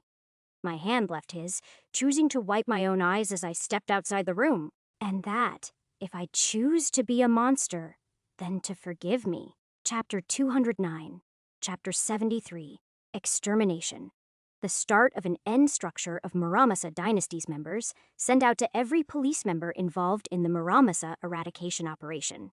Muramasa, unlike other gangs, runs on an aristocratic structure compared to the others which run on a merit-based hierarchy. At the top is their king, the Blade Father, Kensuke Muramasa, a former Yujo employee turned assassin, turned criminal godfather. Below him are his children. Each of them are adopted at a young age, typically orphans made by Muramasa. He likes those who fight back. These princes and princesses are not mere nepotistic wielders of power. They go through trials. Those who aren't fit to be his children die. It's estimated he has at least 17 children. They can be identified by their crimson dragon masks and lavender robes, with the exception of his heir, as the Bladda daughter wears a white mask, much like him. Whether they're mutants or shard adapters, they're each to be taken care of by special investigators. Tyr Thurs, specifically, each of his children are in charge of a cohort of black dragons, elites who have proven themselves as loyal and vigilant to the cause of their sworn royalty. Every black dragon wields a blade forged by the Bladdafather himself, crafted to be unique to their proficiencies. Black dragons are not judged by their strength, but loyalty. Even among the same tiers, they are considered equal. Despite that, there are differences in their masks depending on their tier, signified by the number of horns. Based on our analysis of Muramasa, we can confirm they have one Tyr I fief in their leader, approximately 20 Tyr Thussits among their royalty and black dragons, and around 70 Tyr Ias with several hundred Tyr is in their control. Each of them are loyal, trained, and masters of death. Caution is advised, stick to protocol, and engage as told by your superiors. The key targets to ensure the complete eradication of Muramasa involves the elimination of these targets. The remaining 9 princes and princesses of Muramasa have largely been inactive or confirmed deceased, with the exception of Princess Jade Storm. They are known as Princess Hexblood. Deceased, Prince Redzite. Deceased, Prince Widower. Unknown, Princess Winterkiss unknown. Prince Razorbone, unknown.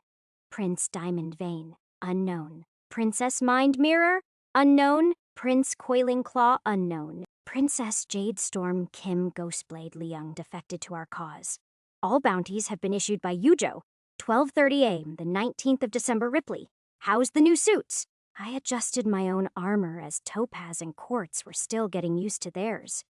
It was my first time seeing Quartz's face, but he was identical to Topaz, only with less piercings. It's really tight. Topaz groaned. The sleek black of his suit wrapped him up exactly to the level of discomfort I'd wanted to give him. Think it's getting in my ass crack. Mine's fine. Quartz clicked his mask on. Immediately, his presence shrank as my suit's adjustments devoured his warp energy. But it makes me nauseous. Best I could do. Your mutation's difficult to control. I strode up, making sure both of them were secure. You understand your missions? Who put you in charge? Topaz rasped.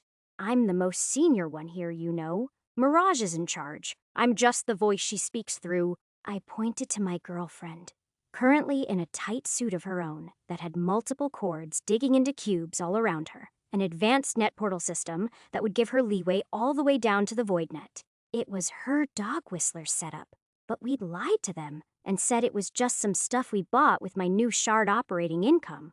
Geez, you two have been a real power couple as of late. You got a problem with that? Twilight sparked into existence, wrapping her arms around me. Me and my darling are just going to do it like the old days, both of us and a mission into a very dangerous place.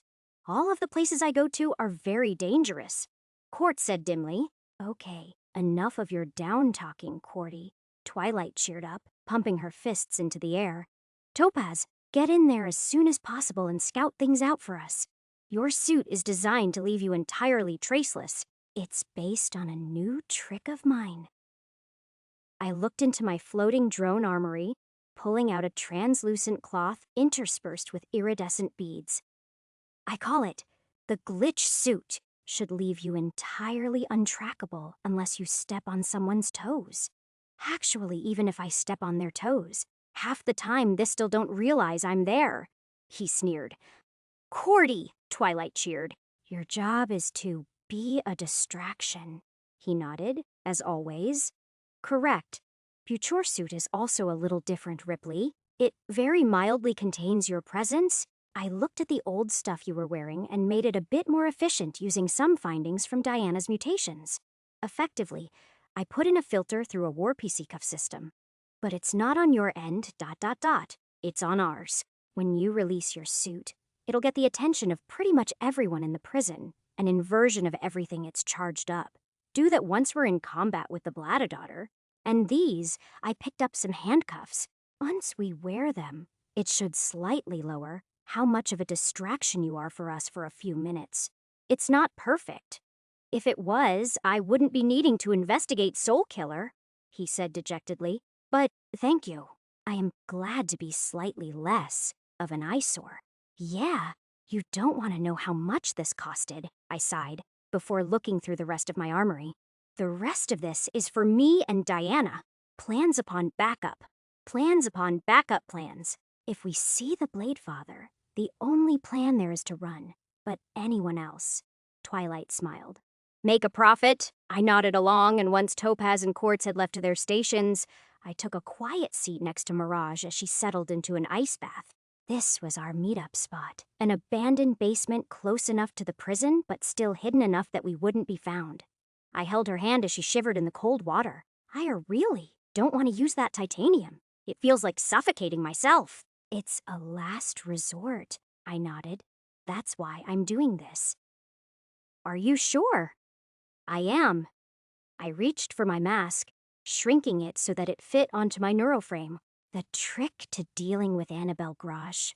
You're one part of it, but the real fracture is the one in her mind, in that anomaly of Soul Killer within her.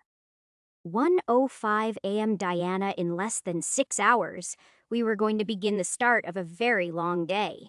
Hundreds of Muramasa members were now confirmed to be locking themselves in prison. Ironically enough, as they seized, or more accurately, revealed the control they had on the Jade Penitentiary. They knew we were coming and were prepared for an all-out assault from us and Yujo. What they'd stolen could empower their ranks so incredibly that in less than a year, they would be able to destabilize the criminal underworld's hierarchy they already had. I couldn't count the number of resignation papers that were rumored to have flown in. The psychological impact of their crime was staggering. I sat within a great conference hall, hundreds of us present with apprehensive awareness of the uncertainty that we'd attend the debriefing once this was all over. Maybe something said between our leading commanders would save our lives. Maybe it would only overwhelm us and bog us down. An overview of the prison shone in our lenses, as Staff Sergeant Omen talked us down the steps. They would have control of the prison's automated defenses. Drones and turrets would be twisted against us. Even guards had now been confirmed to be Muramasa loyalists. Those who weren't were taken as hostages. Muramasa was baiting us. Once they knew their stronghold was identified, they didn't bother hiding it anymore. Digital flags with a white dragon atop black masks float across the outer perimeter. Police corpses hung down from the walls, and that entire section of the 6th Precinct was buffered with Muramasa patrols. It was like a miniature little requiem they carved out in less than a week. A warning, a threat, and an invitation all at once. This was a duel between the police and Muramasa for control over this city. Whoever came out on top would be the king, and whoever lost would be forgotten. Captain Krishov stood in front of the assembled officers, investigators, corporals, lieutenants, sergeants, and staff sergeants. The weight of responsibility pressed on his navy eyes. But rather than dulling them, in that face was a wedding stone as his voice boomed across the room with an unassuming sharpness. An overwhelming echo of warp energy sank into us with finality. Conviction rattling into us not from any mutation but the sheer intensity of his presence. His warp energy was a solid weight that vibrated with the echoes of a will that had imprinted upon realities. I don't need to tell you what's at stake here. You've all seen what Muramasa can do. They had the balls to steal from Neocorps, to engage in mass murder against civilians and police. Yujo and Neocorps told us to wipe them out, but I don't think any of us need to be told what to do tonight. We're not doing this for them, but for us, for our city. What stands in our way isn't a gang, but a regime. The Bladfather believes himself untouchable, that his legacy of violence is painted with honor, that the lives he's ruined serve a noble cause against Yujo. His gaze sliced everyone. Tonight, we will show Muramasa dynasty what honor means. They cloak themselves in tradition, codes, respect, all a mask to hide the horrors of their crimes. Honor is protecting those behind you, avenging them, saving those who are unable to save themselves. We don't pick and choose who we serve and protect. That's the oath we take. Our honor is built atop the backs of one another, from the bones of this city that have ached for far too long against transgressors like them. So I ask you, tonight leave no room for hesitation. When we hit them, we don't let them stand back up. We don't let them brandish their blades and shout out flowery requests for duels like it means a thing. They've spilled enough innocent blood to flood these streets. We're turning the tides on them. That's my promise as the Leviathan. We will not fear deep waters. No matter the traps, elite guards, or shardware beyond what most of you have seen, we will tear their foundation apart and return what belongs to the people. And for that which can't be returned, get your vengeance. A moment of quiet suffocated the walls. I knew I quite literally needed to gasp out from relief before everything he said settled into me. Not a word was a lie. He genuinely meant every syllable he uttered, and that debuted a response. Avenge them, Sabrina said before I could, her voice low and filled with something greater. Muramasa falls tonight. We'll cut their heads off. Another voice agreed loudly. One woman let out what was a mix of a scream and plead. I won't see another damn dragon mask in my life.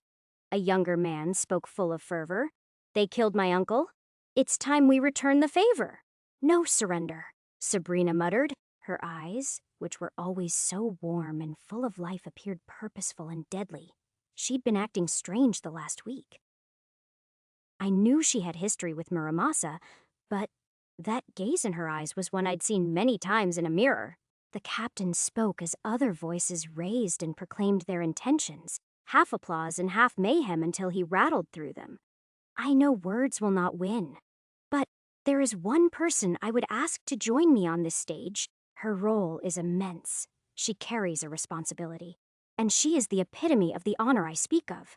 His navy eyes settled on me, the vastness of an ocean's trenches within them. Diana Ulrich, Silvraya, let your thunder echo. Nodding, I stood up. My elegant Silvraya suit hardened and glowed faintly as I trickled energy through it. Standing on the stage next to all these high-ranking officials, I didn't feel burdened by them. No, I felt burdened by the hundreds of others gazing at me, flickers of my silver hair reflecting in their stares like wisps of hope they were trying to reach for. Tonight, what approached them was death, and I was leading them to it as a representative of the entire police force. I swept my gaze across the room as I let my soul flow into my voice, reaching out into the discordant hearts of others, searching for a harmony with cold, calculated precision. When we walk into that prison today, we don't walk out the same person. This won't be clean. This won't be pretty. It is everything that perfection is not. Kensuke Muramasa is a bastard of Yujo, throwing a temper tantrum. Too afraid to let go of the beliefs sewed into him, and instead weaponizing them under the facade that he is a savior. What kind of savior drills fear into the hearts of others? What kind of savior takes more lives than they save? What kind of savior hides in the shadows, pulling strings to wage a war he's too afraid to fight on his own? Tonight, that shadow will be brought to light and turned to ash for all the torture they've put this city through. They forgot one thing. This city fights back. We are the fire that burns within its heart, the ones who carry its scars that remind us of everything we've lost. But scars aren't the end. We are adapters. Every wound that heals grows stronger. And tonight, we dive into the heart of this city's oldest wound, and we will cleanse it with fire. Muramasa Wilburn. I engineered each word to perfectly reach into their hearts, pulling from my warp energy to resonate. Spark would have been too much of an uphill climb. Talking about hope and justice would only bore them. What we needed tonight was an inferno to match Muramasa, to melt their steel blades down as we penetrate into their core. And it worked. They applauded, even those who couldn't stomach me and thought I was a nepotistic child given too much money. They applauded. It was necessary to stroke an us versus them mentality, because it was. Muramasa had to be eradicated. They had to be culled, so no other gang underestimated the police ever again. They'd believed we'd grown complacent and weak after Jacob Grash's death. Maybe we had. But tonight, we believed differently. We'd lie until it became the truth, searching in Captain Krishov's gaze for some reassurance. His simple nod was all I needed to walk off the stage. Annoyingly, the voice of my father buzzed in my ear. Now that was something. You went completely off script, and it still worked. But what was that about a bastard throwing a temper tantrum? I smiled, leaning my head back as my thoughts reached Starlight. Cut him out. His communication channel with me vanished as Starlight raised a thumbs up at me. 5 hours later, the involvement of mercenaries in this case was far from a secret. In fact, the public was even expecting Dreadwire to take a role along my side. I sat in the back of a van. Belle, Sabrina, and Trixie were all making last-minute adjustments to their gear. Sabrina huffed into grenades, preparing them with her cold breath. Belle soaked a layer of blood inside his armor, vines peeking out from the joints like a second layer of muscles, while Trixie was looking over my suit, but failed to make any adjustments to it. Both her and Ripley had said the engineering was top-notch. Specialized shardware built for mutants was a whole branch on its own. The need to circumvent direct warp code interfacing meant it was much more complicated than normal. Thankfully, Starlight did allow some level of warp code interfacing. Her paycheck had been signed and sent. They didn't argue with me when I said to use Starlight's localized communication within our Bladed Daughter killing squad, or Beta unit. They likely knew I was aware of her existence, given my affiliation to Dreadwire. The members who would kill Bladed Daughter tonight consisted of me, Sabrina, Dreadwire, Kim, and a few other specialists in our police force capable of countering her shardware. Sabrina didn't look nervous about her reunion with her ex. She said that it was just part of the job, that Kim would be even more dismissive than she was. Escorting us was Gamma Unit, consisting of Lieutenant Annabelle Grosjean, many other high-ranking strike intel and CO investigators. They were there to facilitate our entry through the North Wing, which was where we'd crumble their defenses from. Starlight ran the plan through my head. So the prison is divided into 4 wings: north, south, east, and west.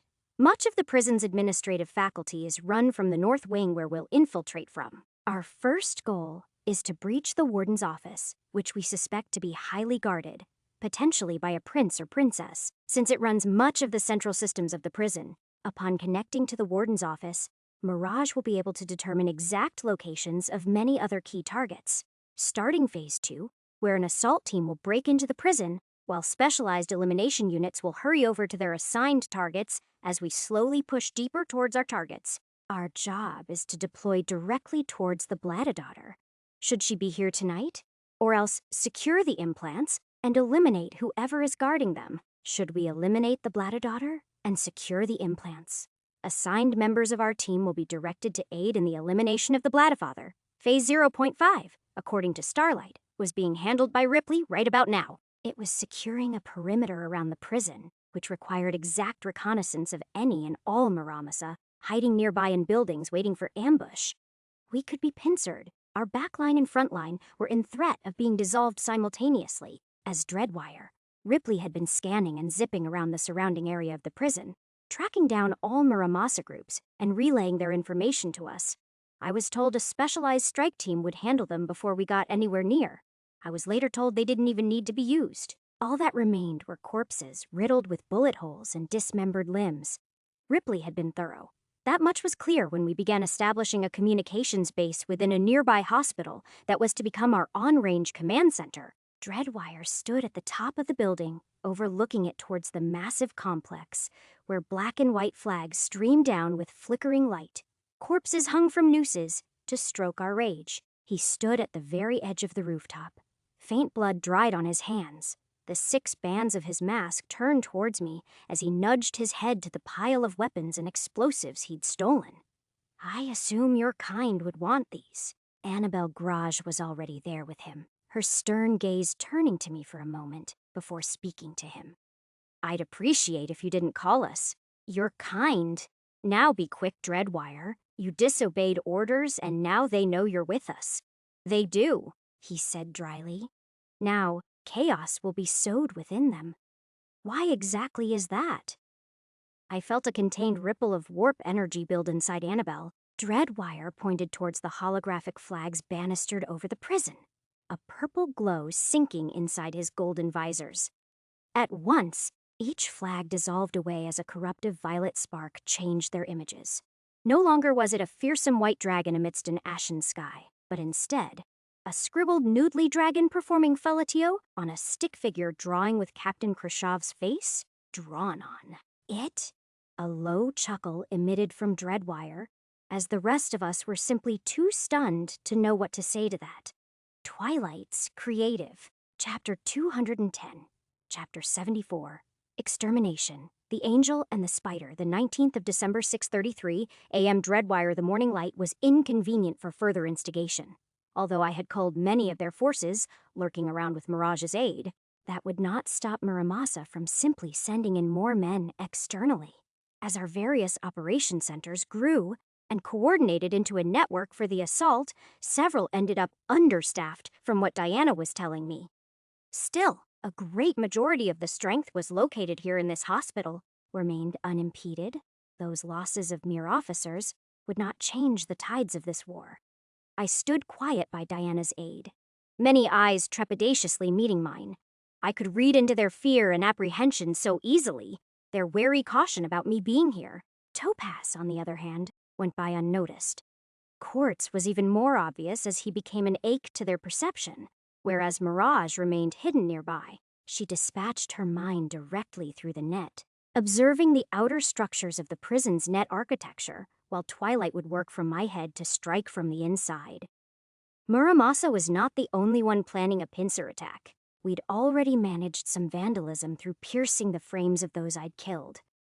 Twilight couldn't stop laughing about the new art, even as Mirage and I scolded her. The inner Ripley in me had said that was inappropriate to show in front of our daughter. Starlight rolled her eyes. I was already being questioned on my methods. The police didn't trust me, but trust would forcibly grow in their hearts once the looming threat of a flatline neared. A Sergeant Solomon looked at me incredulously. He was a delver from the looks of it. His voice was loud and overcompensating. How the hell did you figure out so many of their locations? Their frames didn't have any data on them. That was true? The ambush units were prepared in such a way that taking out one group would ensure the rest weren't compromised, even if you delved into their network. Their frames had no data on them. Their implant-coded memories, however, did. I saw groups being established, the inner layout of the prison unraveling, and many more observations of who was where. But it was an incomplete picture. They weren't willing to send out men who were worth interrogating. My mask hid my bored eyes as I addressed Solomon.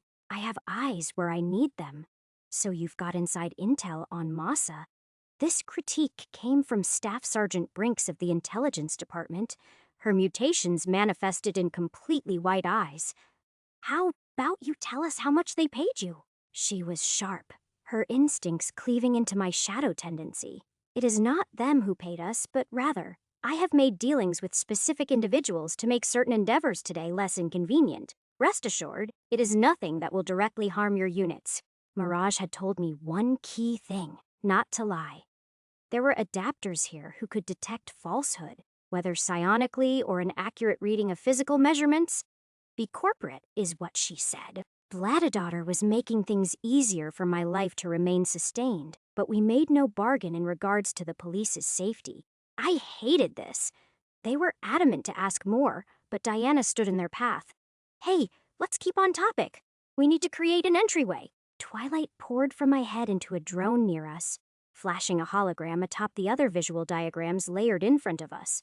The massive prison complex was built to house over 1,000 inmates and was at 60% capacity when Muramasa took over. Assuming a majority of them were somehow affiliated with Muramasa, that was an inane amount. Not considering hundreds of other Muramasa members who had filed in to prepare their not-so-hostile takeover of the prison. Inside, it would be a death trap. A full frontal siege would be a mistake. The proper way to do things would be to send splinter cell groups to infiltrate and disable their defensive countermeasures, of which I was considered a specialist due to prior experience. Twilight spoke over, lighting up several pillars in the outer wall. "All of these are sniper nests we've located under concealment. Anyone who gets in range of 500 meters will be dead instantly. We'll need to first disable the sniper nests." "Yes, that's very basic," Solomon interrupted. "I'll deploy a team out and..." Twilight interrupted back. "Dreadwire will handle it. It's hard to hit a target that moves as fast as he, and besides, we've analyzed their weapons on hand. Those stationed outside are largely crumple units designed to die and tire us out. Their weapons would kill officers, sure, but Dreadwire's made of sturdier stuff." My armor was now reinforced with much of the same tech used by those Oni guards. And beyond that, my armory had additional plating stored in the event I needed repairs. Yep, starlight pierced through the bridge between me and Diana into the drone, her form pulling up gun pieces and displaying their penetrative capabilities using my warp web protocol. Our estimation puts him at clearing out all snipers by 0700. We'll also request a few destructive charges to crumble their walls. "Request a few?" Solomon sighed, his face the epiphany of not liking this. "You want us to hand you explosives. You hired me for a job." I took a step forward, my arachnodyne crunching the air as it erupted out. "I don't get paid by the hour, so I want to get this done quickly. Elimination, access, and infiltration, Beta Unit can get in within the hour." Solomon grumbled to himself, searching in Brinks for support. She had a contemplative look on her eyes before nodding at me, then turning to the captain who had been silent throughout. "Clear out. There's sniper nests and rooftop guards. Then we infiltrate from above." Aerodyne would be too risky. "How many operatives are capable of flight?" 5, he answered without needing to look. "Diana Ulrich is one of them, but so far hasn't exhibited much speed or control. Harper, Julian, Kessabel, and Feather don't have the strength to carry another when they fly, unless..." He turned to Diana, his voice unsure.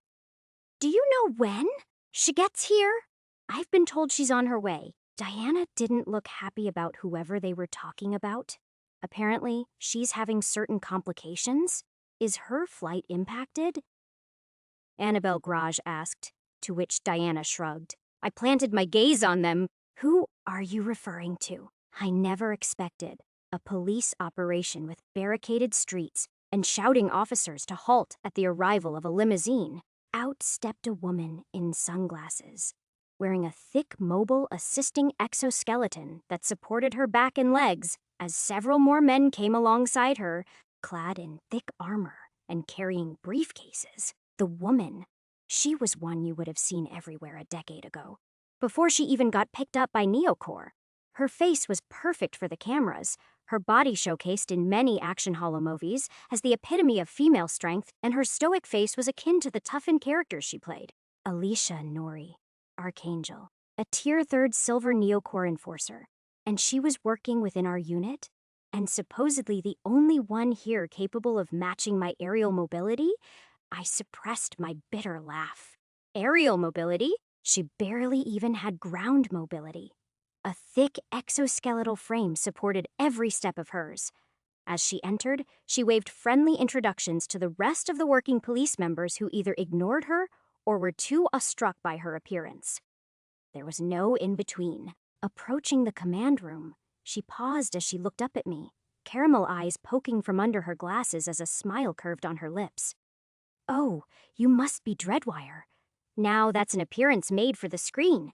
A drone buzzed in her face. Starlight. "Yeah, well, I'm his agent." "You want him. You gotta get through me first." No." Alicia shook her head, confused. "He is supposed to want me, to work with me, I mean. And as an agent, you're supposed to try and connect him to higher profile. No one cares." Diana snapped her fingers, a crackle of light running out. "Alicia, get into your suit. You're supporting Dreadwire in eliminating their outer perimeter for our splinter unit to gain entry." "Wait, you're putting me to work already?" Alicia rubbed her face. I thought I was just making an appearance here. You're actually making me fight?" Diana's face was trapped like it didn't know what expression to take. In the end, all that came out was a dark laugh. "Oh yeah," Tusk said to me. "Do as you please with her. You're serving me right now, so get into your suit. Archangel?" "Okay." Alicia put her hands in front of her face. "I think there's been a misunderstanding. I do not merely get into my suit. It is a fully integrated exosuit that requires a team of operators to assemble and connect across my body." "Great. You brought those guys with you." Diana's face twitched. "Right? Number these men are, well, bodyguards. A Neocore-affiliated operator will be available in another 2 hours at the earliest." I assumed my appearance here would be for media purposes only. "You know, a spokesperson? At least tell me your suit still has combat functionalities." Diana held back from a full shout, much to the amusement of everyone watching. Alicia hardened at that, her expression growing cold as her human arm shimmered with light, and a blade of glassy energy spawned from her above her wrist. "My suit and I are both ready." "Great!" Diana flicked her gaze onto me. "Dreadwire, get the suit on her." My inner the Ripper was trying to break out, but I simply nodded. Alicia's gaze went over me up and down several times, as though trying to judge something. "You better be handsome under that mask." "Fuck it, where's the washroom?" 2 of her bodyguards were stationed right outside the door, and all the cubicles were empty as she oriented various briefcases of solid steel around us. With an uneasiness to her, she dislodged the thick exoskeleton connecting to her lower back, a painful wheeze running through her as she gripped my hand for support. She almost fell immediately.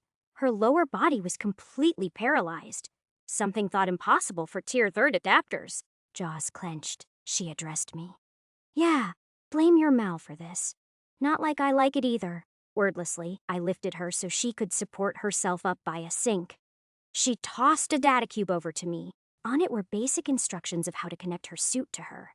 The deeper mechanisms were kept hidden. Forming an internal link with an external shardware was something seemingly easy to do on paper, but required massive amounts of neurophysiological expertise. "You'll need to help me.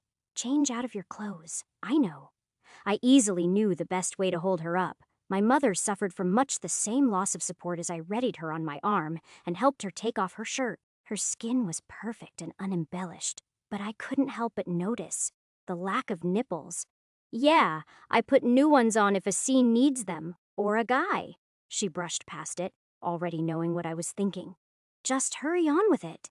I helped her out of her pants next, noticing the way her skin was entirely fake, capturing light and reflecting it in such a way to hide the metal running underneath. She was more machine than human. I activated the first 2 briefcases. They enlarged and grew into greaves and legs as Archangel's skin dissolved away, to reveal the shiny curvatures of her perfectly sculpted body underneath. I helped her foot in first, a protrusion in the metal sinking perfectly into the base of her sole. as I repeated the interlocking motion from various joints in her calf, thigh, and hip. You seem to be used to handling a person like this. Even my mechanics aren't so gentle. She tried to make conversation. Shardware is a craft that requires meticulousness, I responded firmly. Medi didn't know Dreadwire was a pervert, she scoffed. Whatever, at least with that suit. You're sort of nice looking. Ignoring everything she said, I moved to the most intricate briefcases. It formed her back and chest, many protrusions lined up with her spine, building into a thick plating that I moved to her navel, ribs, and collar. Hey, don't touch too much! She swatted my hands away, nearly falling over as she did so, which only increased her discomfort. She growled as she looked back up at me. You're lucky you even get to see this. You know how many people would die for it. I don't care. I turned her back around as I grabbed the briefcase for her arms. Of course you don't. She reluctantly let me hold her arm in place. You worked at that strip club. Oh, I bet you had the time of your life pushing mind-controlling programs into the heads of vulnerable women. You got a gold out of it. My grip tensed. So you're envious. Envious, she chortled, a heavy tone of exasperation breathing out. I'm not envious. I'm fucking enraged. I got my spine severed.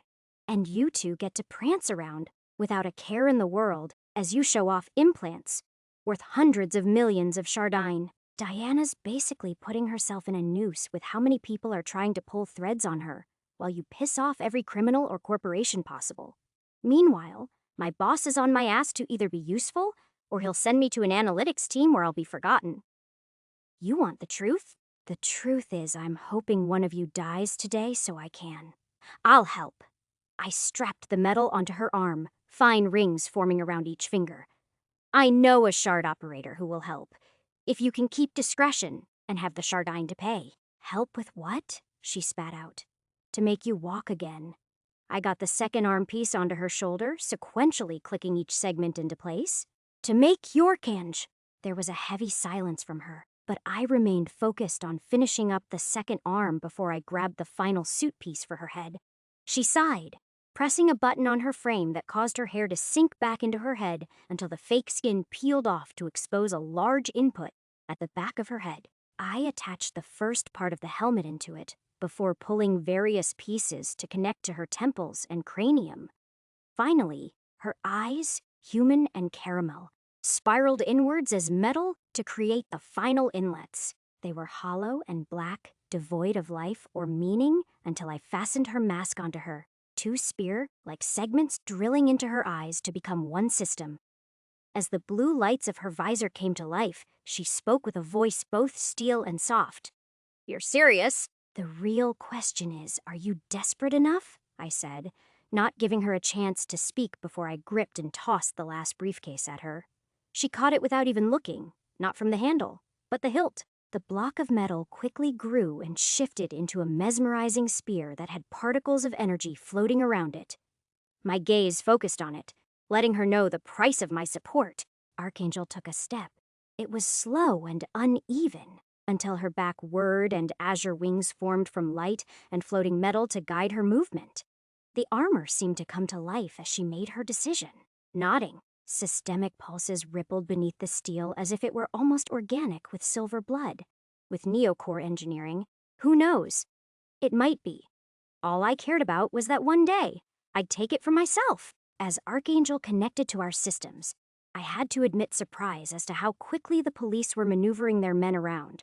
Orders from Omen came, and were exacted in clockwork as a complete outer barricade formed a circumference within the precinct. Within 600 meters, tall walls and checkpoints of metal and electricity ensured no one could get out. The issue came with others who wanted to get in. Among them were fans of Diana and Archangel, and among those were more than a few mercenaries who offered their support. There was a system in play to screen them, organize them, and evaluate how to best use them.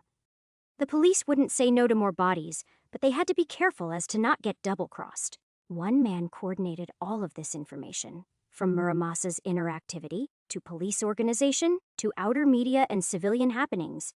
Staff Sergeant Morgan Omen Curl.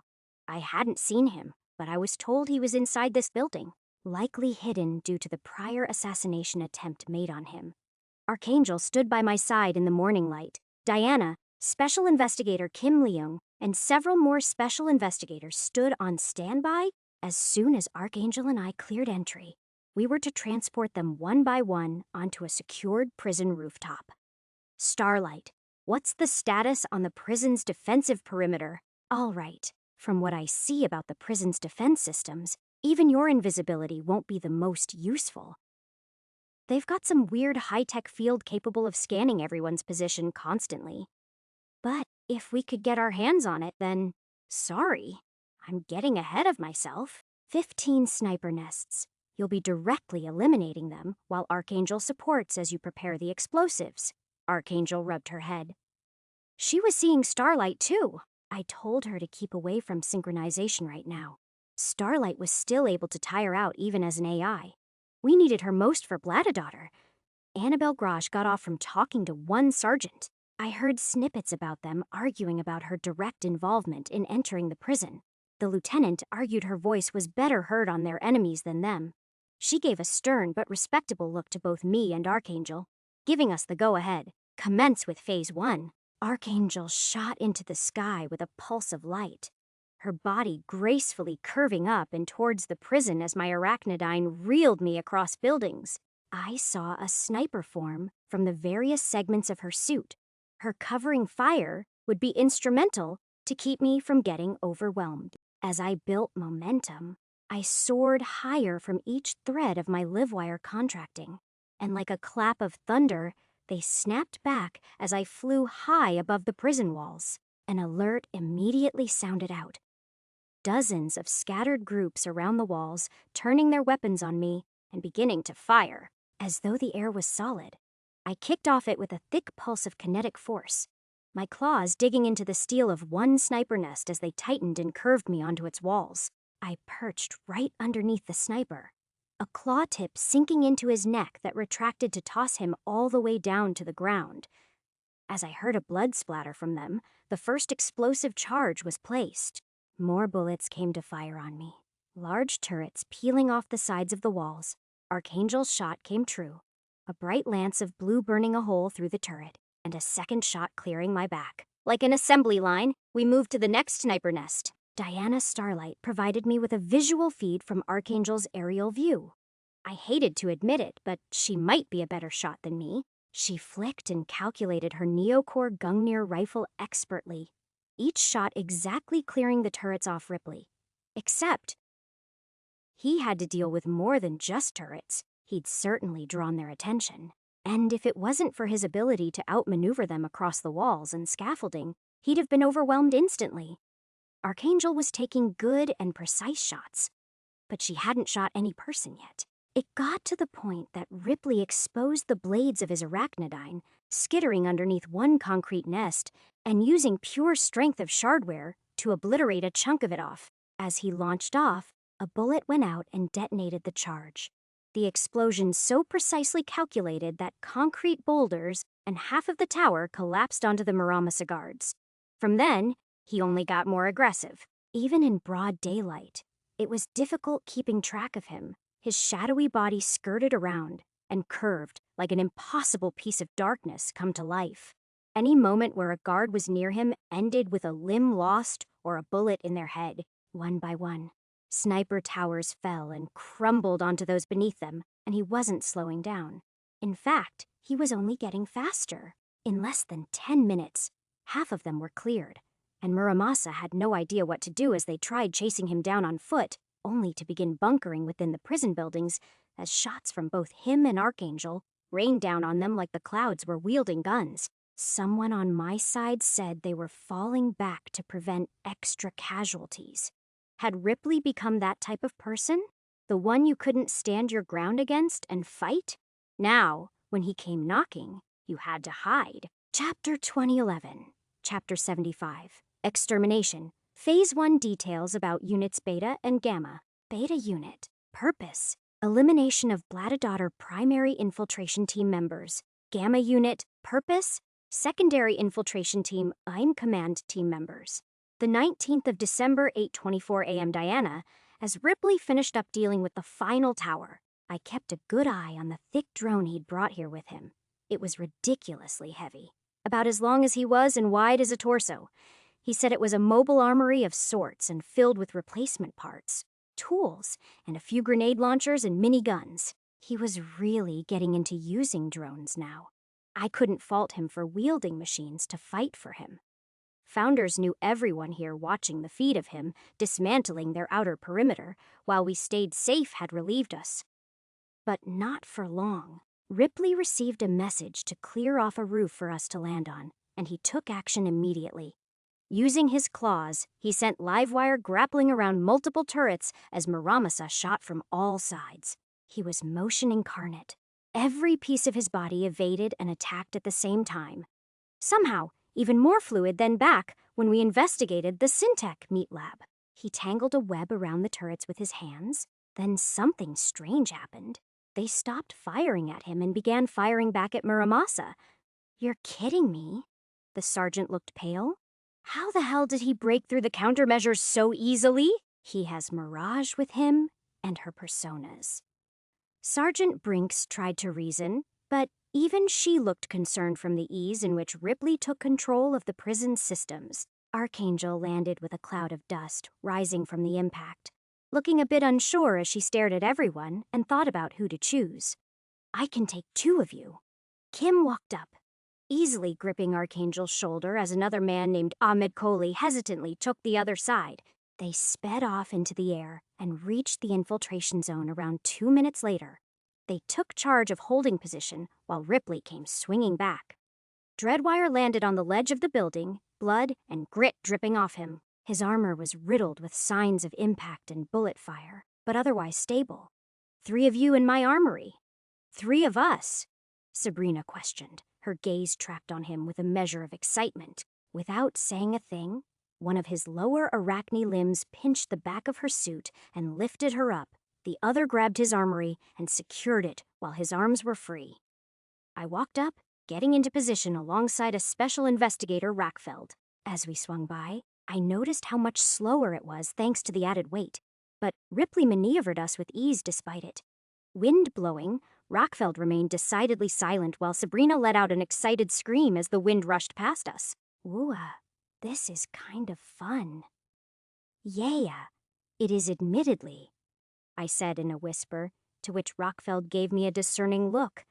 When we landed, Sabrina and I had much softer letdowns while Rackfeld rolled across the ground. The Psy recovered gracefully, only letting out a mild scoff before heat poured from his hands. With a precise flick, he pointed through a holoshield towards one crazed Muramasa guard, hammering the shield with Spitfire. The weapon, once black and solid, began to glow a vibrant red and burst like a grenade in his hands. Each of the special investigators had their own quirks. They were gifted unique equipment to make the most out of their gifts. Kohli was nowhere to be seen, but that was for a reason. The turrets by our sides suddenly sang vibrantly with power as they curved and shot all around us to eliminate more assailants. Kohli was our on-field delver. I pushed electricity in through the door, leading down, kicking it open as Sabrina and Kim worked by my side to clear out an entryway while our rear was covered. Sabrina threw a grenade in, which spewed a green frost that Kim gripped to freeze the lungs of the waiting Muramasa guards below. Ripley was with us too, his livewire carrying him where he needed to as he flashed from one group of Muramasa to the other, either too quick to properly be shot at or too durable to be impeded. Archangel came back with another 2 of us in a few minutes and was exchanged for Ripley again. The lieutenant was one of them, along with a woman named Laura Kipper. From Laura's back detached around 8 palm-sized flat drones, each circling us and manifested small domes of holoshields, as the drones skirted to catch any stray bullets on those who were frailer. Their defensive capabilities let Sabrina come out into the open and gain a position on the roof, her pistol shooting with deadly accuracy from beyond a shield emitted by Archangel's arms. It was the same type of barrier that the Mal had broken through at the club, hexagonal plates expanding upon one another into a wide sphere. She alone covered almost all of us with an impenetrable defense. As soon as Ripley arrived with the last 2, we hurried inside, but he stopped us with an arachne spearing through the door. By now, the gunfire from outside had grown quiet, and he had grown aware of it. Not through the staircase, we'll go down through the floor. Otherwise, we're walking into an ambush. The floor, the lieutenant spoke behind her helmet. His lower arachnodyne pierced the concrete, drew a circle, and he fell down the hole with grace. We all followed in one by one, not counting Ripley and Starlight. There were 10 of us divided between units Beta and Gamma. Beta unit was decided by Kim Leung. She knew the Blattadaughter and handpicked those of us who'd worked best in combating her. There was me and Sabrina, along with special investigators Polar and Gray. Both of the men were polar opposites. Polar was a mutant capable of turning his body extremely impact, absorbent and elastic, despite looking like a stone. When I'd punched him during rehearsals, my fist caved into his chest and bounced right back. He just chuckled and said it tickled. Gray, on the other hand, was a blade specialist and meant to support Kim directly in overpowering the Blattadaughter. As for Gamma Unit, they were designed according to who was best able to overtake the prison. Naturally, Annabelle Grosh led the team to work in being the inside commander while Captain Khrushchev dealt with Bladefather. She was the real powerhouse. Alongside her would be Coley, our data delver, who'd worked to get a foothold in the prison's security, while the rest were their glorified bodyguards. Not that they weren't Marithan that. See, Laura Kipper had nearly 20 drones, barely a few inches long, that wielded silver weapon-resistant holoshields, and she had lightning-fast reflexes to defend our entire group. C. Fernandez, I'd heard, was the best shooter in the 1st Precinct, and C. Rockfeld was recently promoted to the rank, but had incredible Esper abilities to manipulate heat within metal. As we dropped down, we entered what we recognized as a jail cell. Empty, neat, and with the doors wide open. Looking out, we saw that all the jail cells were empty, and some Maramasa guards who were yet unaware of our arrival, as they instead flocked the nearby staircase we were expected to breach from. Starlight pulled a visual of the floor to us, guiding us into the direction of the warden's office. We stayed cramped in the cell as guards scrambled around. But Annabelle Grosh's gray eyes swept over us from behind her visor. Go deaf, now. We'd been told about this. Starlight handled cutting off our sense of hearing specialized discs in our ear canal would cancel out the lieutenant's ringer. As part of our classified debrief, we received some insight into the lieutenant's specifics about her mutation. The more people who heard the same noise as her, the more effective her mutation. Somehow, it linked her psionic prowess to them. She walked out of the concealment of the cell, guns aiming at her immediately as she snapped her fingers. There was a small plate right where her metal-coated middle finger smacked her palm. It vibrated to a pitch I didn't sense, and the lieutenant's lips moved in silence. But I knew what she said. Kill yourself. As though in a trance, their guns moved. If we could hear, we would have known a dense eruption of gunfire, the drumming pace of falling bodies, but the hollow silence was all that existed for us as we saw muzzles flash against the confused faces of the men and women who pulled the trigger. We filed out slowly, unable to say a thing as we took in the scene all around us as sound returned. Blood was pooling from the floors above and below, dripping down the railings to collect at the bottom from what must have been nearly. I counted 38. I think they were all prisoners here. Starlight's voice was tense, a horror drenched inside. 38 lives taken by 2 words, and the lieutenant didn't even look bothered. She walked past a few corpses, and we followed with our resolve and guard held high. Some of them have resisted my call. Take them out. She pointed towards an upper ledge where multiple Tier 2 adapters staggered out of a daze. They were clearly stunned. And to my surprise, Sabrina was the first to shoot them with ballistic ammunition, their brains caving in. She shuddered as she did, stowing her weapon away as her eyes refused to show what was on her mind. It wasn't quite guilt, and it was eerily close to relief. Now wasn't the right time to ask about it. It was Archangel who actually wobbled forward onto her knees, breath audible from under her thick suit. I helped her up, her hand clasping on my arm almost painfully as she excused herself. Apologies. I'm still tinkering with how much I need my wings to walk, trying to conserve power. Everyone else carried on without us, but I was beginning to formulate exactly why Archangel was acting the way she was. Even I could have empathy for her. Just focus on using your shields. Don't think about the spear until you need it. Until I need it? Taking a deep breath, my gaze fell upon the countless bodies left without life because of Annabelle Grosh. You don't walk out of a place like this as the same woman. You hunt mals, so I guess you were never trained for killing humans. But you'd be an idiot to think I was trained for this, as well. Dreadwire Muramasa was keeping their most valuable assets deeper in. We'd yet to find anyone who wasn't Tier 3rd, and there was a sparse amounts of Tier IS, but their numbers were staggering. Every time we moved into a new position, someone coordinated Muramasa's guards at our exit points. They'd grown wise as to how we slipped past them. Now, they had a large fence of guards ready even at mundane walls. Our group was large. That was the issue. Back when it was me and R0N1N, we'd been able to move quickly and efficiently. Here, we had to deal with protocol and constant communication with the outside, along with a group too big to maneuver stealthily. If we ever lost contact with Omen, they'd switch over to a frontal assault from the north and south wings. The brunt of Muramasa forces we'd seen so far inside were former prisoners outfitted with weapons to use against us, more than a few in guard equipment, yet not one black dragon or royalty had made an appearance yet. A prison wasn't designed to be sneaky. Everywhere was meant to be visible except the spaces where the staff would have been. It's also likely where the real Muramasa was hiding. And yet, as we walked, I couldn't help but feel like we were being played. Cameras blinked around us, too many for me or Twilight to seize all at once without a direct uplink into their servers. Our location was known to their strongest. And yet, not one had come to kill us.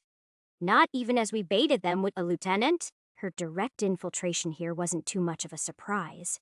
She'd been an intelligence operative longer than I was alive. But as a lieutenant, her death was a risk to the entire police force. One I would have to manipulate into happening. I had some drones piloted by Starlight infiltrating the air vents, carefully scanning the floors for any number of Muramasa personnel. Thankfully, we had one more source of information. Topaz. Muramasa didn't even know it, but he was lurking among them silently and observant, feeding us details through Twilight and Mirage. Yo, so they're about to activatariat control? Whatever that means, Topaz relayed to our ears. And send in a few black dragons to whittle you down. They're cautious. The guys here are just as confused about the orders as you guys are. Who are the orders coming from? Diana whispered. War Watcher, that's their second prince. You would not believe the beef him and R0N1N have, Topaz said carelessly. Anyways, good luck. I'll see what else I can figure out. But there's a lot of them here, ... It's like a gold mine, but the gold's trying to eat you. Have to be careful. Still have sensors here. I can trip and they'll probably expect me to be here, even if they can't see me. We'll show them what true gold looks like. Diana hushed, to which I agreed. In moments, a red light began to burn across our vision as an alarm system went out. Numerous drones filtered into the air through hidden compartments in the walls. But they didn't attack immediately. They were large and humming, but half as capable as the Oni drones I'd stolen from Yujo. Instead, a voice spoke out of them. This is War Watcher speaking. Second Prince of Muramasa. State your reason of entry. Reason of entry? The lieutenant said in disbelief. You took over a prison, stole hundreds of millions of worth of implants. State why you haven't surrendered yet. Ah, did you not receive word? The War Watcher asked, his electronic voice carrying a hint of amusement. We're building a new free city. Muramasa is staking independence from your oppressive regime. The 6th Precinct will no longer be governed by you. That revelation came as a shock to us all. Muramasa was carving out a chunk of the city to take for themselves. Our bargain is simple. We will return half of the implants, execute as many of our people as we took from yours, and remain neutral with you. The War Watcher chuckled. Of course, you'll need to get the mayor here to properly legalize it. The mayor, Johann Trask, grandson of the founder of Syntech. As far as I knew, he stayed cooped up in the Hollywood district, living it up by the West Coast's pleasures. If the mayor was coming, then Muramasa would be dealing with much more than just Westcrook's police. They'd be inviting the full strength of New California's military. That would invoke the power of captains, majors, even a general. Diana was the expert on what that would mean, but all I figured was that this event was far larger than what any of us assumed. Silently, I tried to reach for Mirage. Did you know that? Her voice came in through static. She was deep within the net, but it did little to mask her confusion. Number. Diana. Things were beginning to piece together. Muramasa committing a grand act of rebellion by taking over a neocore shipment, attacking the police, parading around this prison like it was a castle. They weren't just committing crimes. Their goal was far larger. It was to make headlines and garner support from other anti-establishment groups, to make a second little requiem. A larger one, the 6th Precinct, Xiao Beijing, although I hadn't visited often, was subject to much of Yuzhou's industry and manufacturing for low-scale commodities, and they practically owned most of this place. The pay wasn't the best here, unlike the high-tech products coming out of their 3rd precinct, and the earthquake hit this place hard. Since then, Muramasa effectively took control of the place. If their ease in the prison takeover wasn't evidence enough, our research let us know that the 18 million denizens of the 6th precinct weren't particularly hateful of Muramasa. The Blade Father was strong-willed and had some sense of internal justice. Here, they acted like a second police force, preventing any of the other gangs from operating within their territory. The enemy of their enemy, staking independence. Muramasa was the largest gang in the district. Our measures identified nearly 10,000 affiliated criminals who banded together under them. That was an army in itself. How much of your leadership is here tonight? Annabelle said, her voice measured and cool. All of us, our father and my siblings, came the teasing reply. If you choose to remain violent and assault our troops, we will return to you in kind. However, we have proposed a peaceful option. One that will end this cycle of violence. We were lucky only their core members were gathered here tonight. But maybe luck wasn't the word. This was fabricated by them, bait, or perhaps a message. You still killed 1/16 of our personnel. The lieutenant's voice didn't waver. Ah, correction. One of the drones flashed an image. Then the rest did as well. They were recent news articles, barely an hour old. And they all had headlines revealing Thadikov the cops killed were corrupt, from those taking in money from Yuzhou to the other 3 major gangs of this city. It was a staggering list, containing exact details of their shady dealings. We aided you in eliminating investigators who looked the other way, but despite that, we've even agreed to offer you our own people's lives to justify it. By now, all media agencies should have received word of our deal, and you waited until we entered to reveal it. The lieutenant let out a dark chuckle. Oh, so what? Are we hostages now? Number War Watcher responded, You are guests. Ripley's voice slithered into my ear as the lieutenant continued talking to War Watcher. They are stalling us out. Yuzhou's never going to let this place go independent. Never was the city's offer. And what are they planning? To draw as much of you out, from the mayor to the military fun. Why? Why?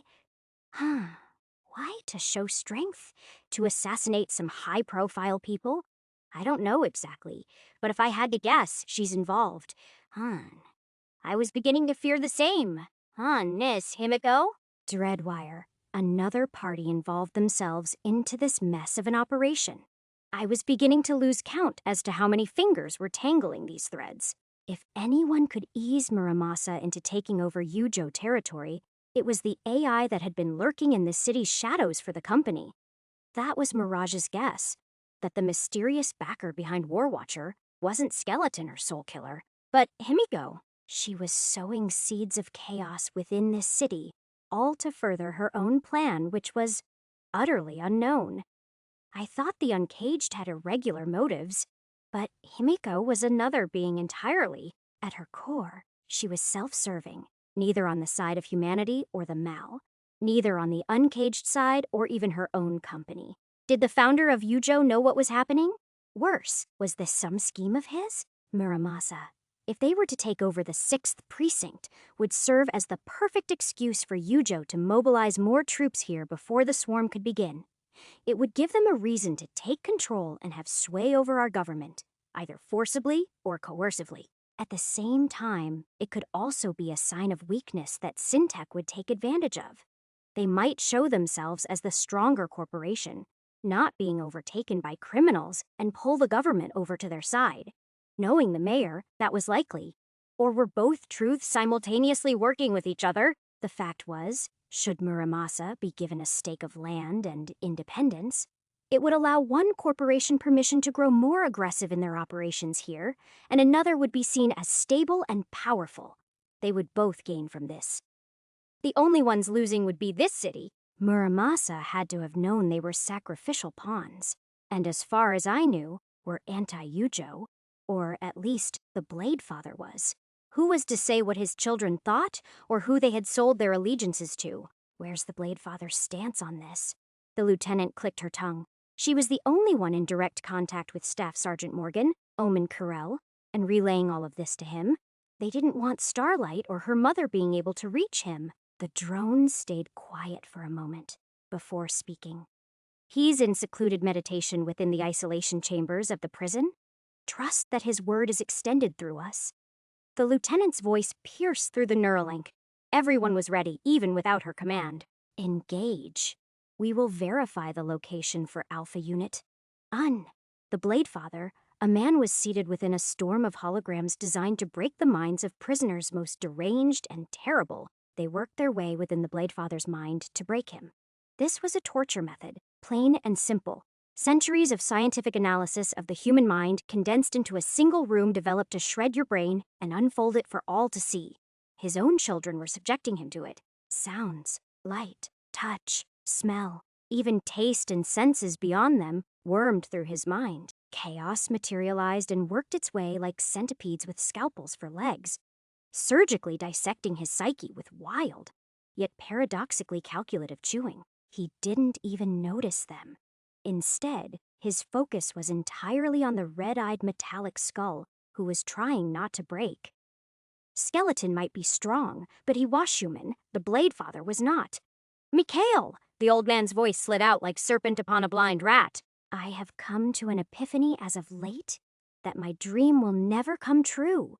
The skull raised its mouth, but only a weak groan came out. The mind within was a shell of its former self. I am old. I am at my limit.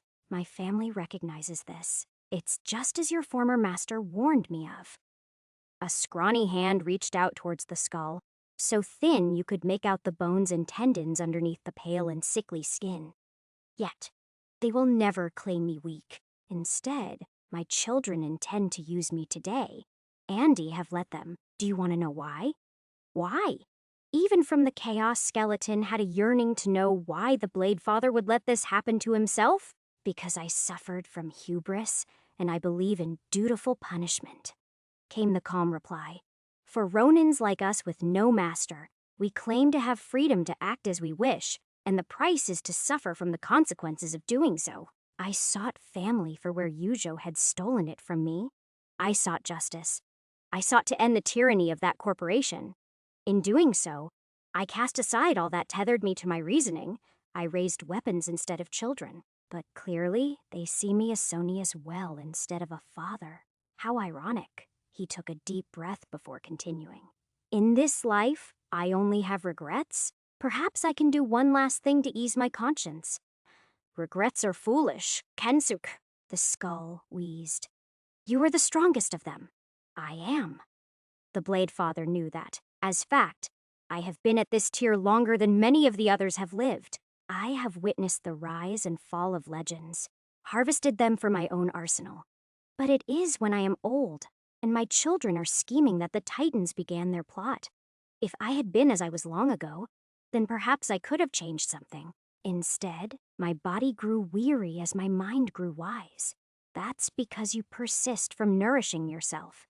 I am malnourished physically, but spiritually, perhaps it is not too late. Spiritually, there is no God, Kensuk. You may be right, but in the end, what choice does a dying man have but to pray? What choice does a sinful man have? I will never understand you. The skull breathed. That's because you believe yourself a god.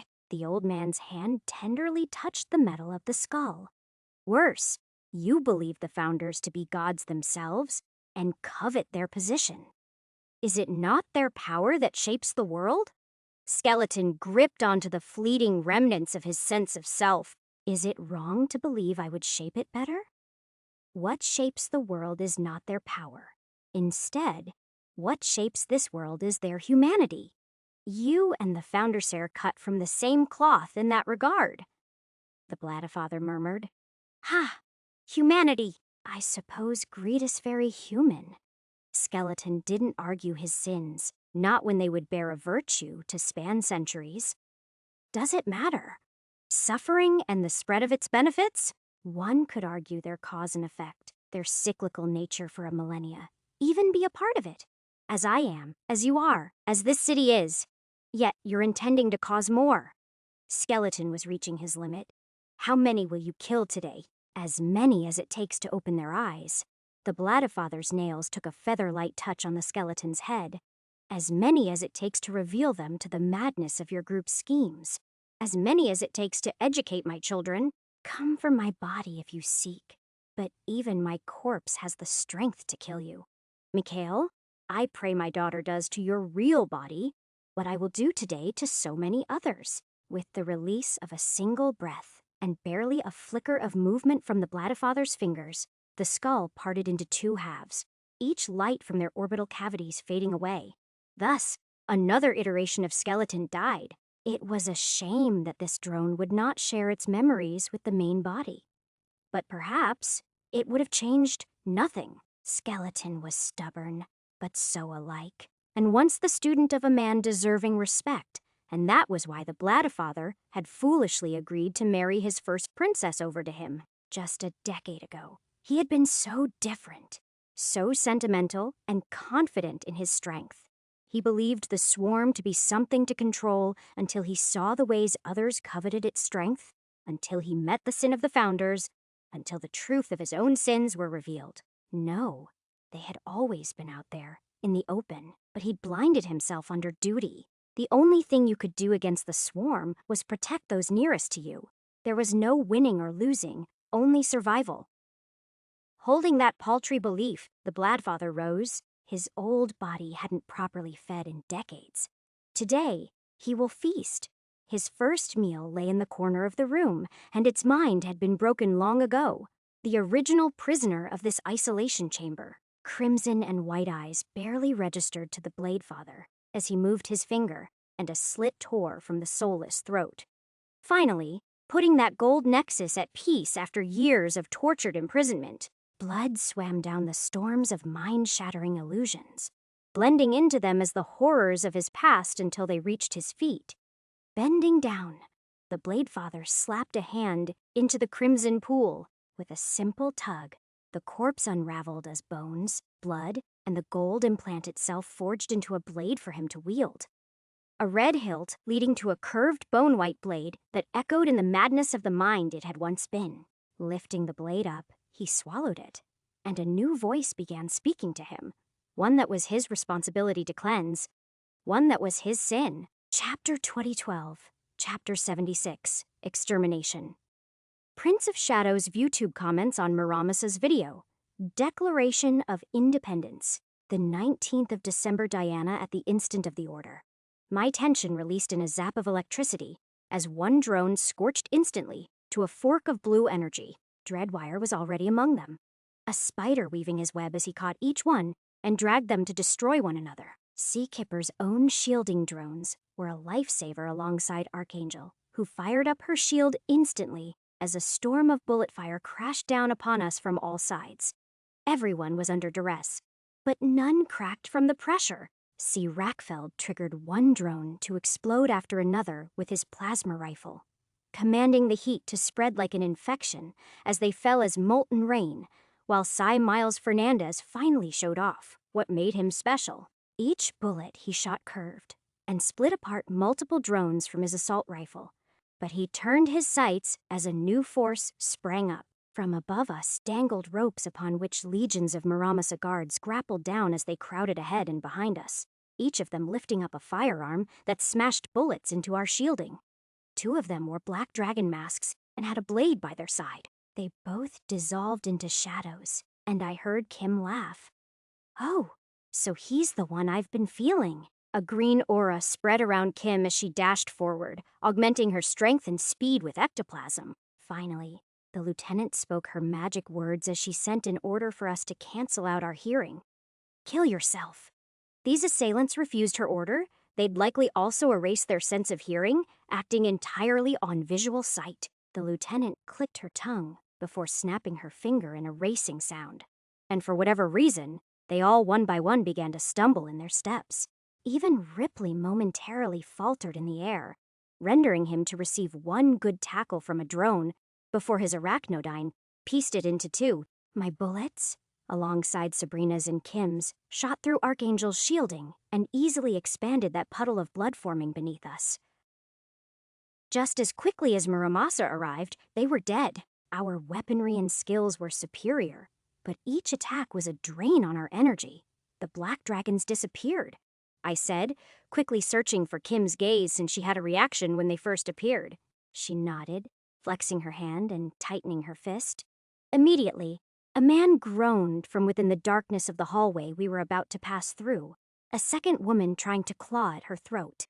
I saw ectoplasm creeping into their mouths and filling their lungs. They're from Shadow Sun's sect, Kim explained. Shadow Sun, according to my research, was Muramasa's best infiltration agent and commanded a whole entourage of stealthy black dragons. Annabelle Grash's tongue moved quickly alongside her ringing palm as the green goo within their mouths disappeared. How many of you are there in this prison? I think 1,000. More. One of them squealed before covering their mouths. Was it just you two sent for us? And no, more waiting beneath, as though on cue, the ground beneath us crumbled. A third black dragon with burly arms covered in black steel launched at Sabrina and nearly snapped her neck before she could process anything. I shot out a fray of electricity that only tickled him, but Dreadwire arrived with a more decisive answer an instant after. His blades pierced into the man's eyes, the other Arachne swiping off the fingers holding Sabrina by the throat. But by then, a whole new group of Muramsa came after us. Archangel and Kipper's shielding were our lifeline once more, while Rockfeld and Fernandez quickly dismantled the new group with precise headshots and burning their guns. Before we could move again, the ground crumbled once more. This time, I was prepared as I levitated myself up alongside Ripley, Kim, and Archangel. Each of us grabbed one other individual, and, in Ripley's case, he held on to 3. We tossed ourselves beyond the chasm and towards the hallway deeper into the ward, but couldn't take a breath before the door kicked in as flames spewed out towards us. Sabrina was quick, throwing a frost grenade and commanding the mist to counter the flame while I dove in, unbiased to either spectrum of temperature. My palm slapped against a chest, and a flash of light pierced their heart as they stumbled back and fell. My senses searched around, feeling for anything, but I couldn't. I'd known something felt wrong from the moment I stepped in. Even the presence of my allies had grown thin since we moved deeper in. Shadow Sun. Kim moved ahead of us. He can erase the signatures of warp energy from even his allies, make them imperceptible, but its range is limited. He's here, in the North Ward, but likely hidden. Shadow Sun. Sepuler, a bald officer with arms of thick chitin-like material, muttered. He's the one whose skin can absorb light, right? It's not skin, it's his hair. Kim closed her eyes as a green aura engulfed her, before snatching up a robe from one of the dead Muramasa guards. It's so thick and grows from every part of his body that you'd think he's a living shadow. Beyond that, his hair can be woven into clothing that impairs an adapter's signature. As long as he's here, we'll be bombarded with surprise attacks. She tossed the robe over at me, and I ran my energy through it. It almost felt like a normal material until I called for Spark to illuminate the truth. It was faint, but there was a mass threading of the shadow tendency within, at a high enough grade where I could just about squint at squirming presence. Starlight, synchronize me with your dad. Got it? At once. My mind shuddered as I felt my consciousness melt in with Ripley's. I felt his confusion before my reasoning melted into him and his shadow tendency freely merged with my spark. Together, they became something more. Temporary tendency forming. Contagion tendency? Contagion. To reach without being known. Pulling that miasmic gold into my soul resonance. I spread my energy through the robe like an infection. It slipped right in, before overpowering it as my mind began to search for the true origin of the robe. It was brief, but I could feel a weak resonance in symphony with the cloth. A dull hum that was more felt than heard. Starlight pointed it out on the map of the prison flooring, much to the mild surprise of the lieutenant who just offered me a stare. "You're certainly full of surprises, Ulrich. Better to surprise than be surprised," Kim said at my defense, her eyes honing in on Dreadwire. "He's at the bottom of the prison within their maintenance hallways. Dreadwire, separate from us and take Sabrina with you. Eliminate him, then regroup." Sabrina looked at her ex with mild apprehension at the task. "All right with you, Lieutenant. Deanna, can you continue trying to detect their traps for us? And do you trust Sabrina in his hands?" The lieutenant cast her gaze between me and Dreadwire before I nodded. Seeing my affirmation, she gave an okay to Sabrina. Dreadwire began walking back to the ledge and looked down the many floors past the railing of the prison as Sabrina joined him. He offered her his hand, and she dramatically cooed. "What a gentleman!" Helping her into his grip, they jumped off and down towards the Shadow Sun. Dreadwire Sabrina Throm. She was the investigator tasked with researching me, and now I was partnered up with her to eliminate Prince Shadowsun. According to Mirage's intel, he wasn't part of Bladadotter's faction. Then again, those who were had been kept highly secret from us. It seemed like it didn't matter who we killed as long as she got out alive. The remnants of Miramasa dynasty would have no choice but to join her. She gripped on tight. Her body felt cold as ice, yet light. It would be so easy to break her, to come up with any number of excuses as to why she died. A voice inside of me was telling me to do it, to leave no loose ends. But then what? Diana would suspect me for the rest of her life, and my identity was already in precarious trouble. Dreadwire would either have to disappear soon, or live in public as Ripley Donovic. That was a fact. Even Mirage didn't care about her face being known, because she had multiple to wear at any time, and was enough of a threat to stop others from revealing her. "So," Sabrina whispered as we descended, carefully searching for any traps. "Are you Ripley Donovic?" "You act like I would answer that," I said calmly. "So you are." Her grip got tighter. "Want to do me a favor?" "What?"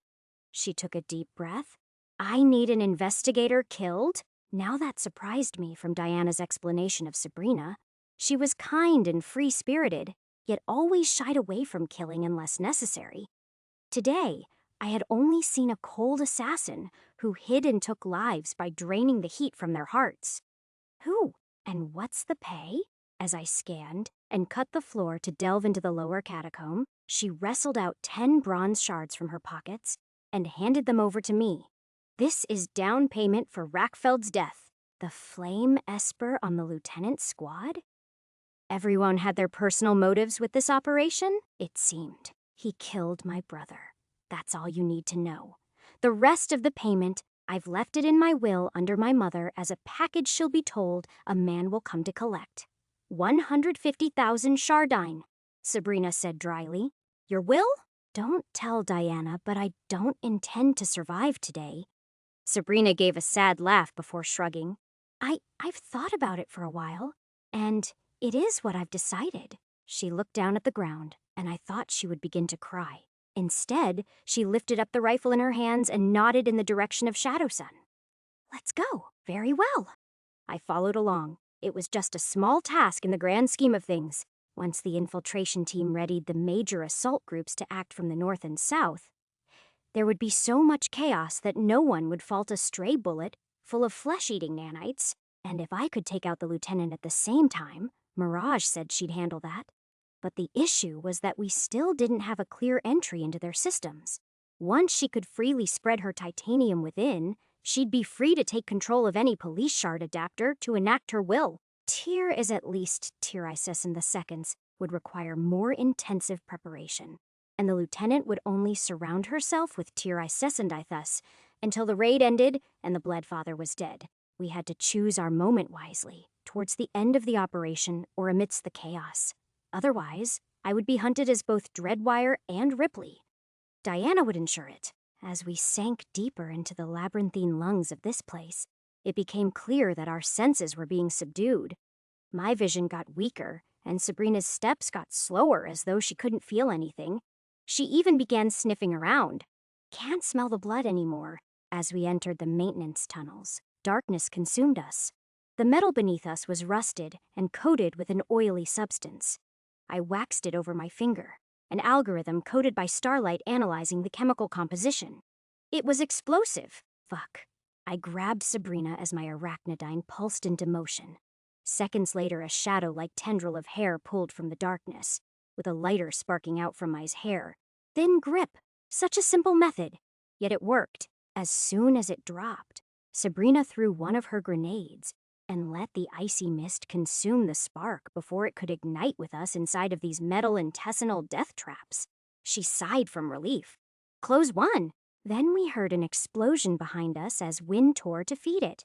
In seconds, a flaming abyss spewed through the tunnel and only grew more rageful.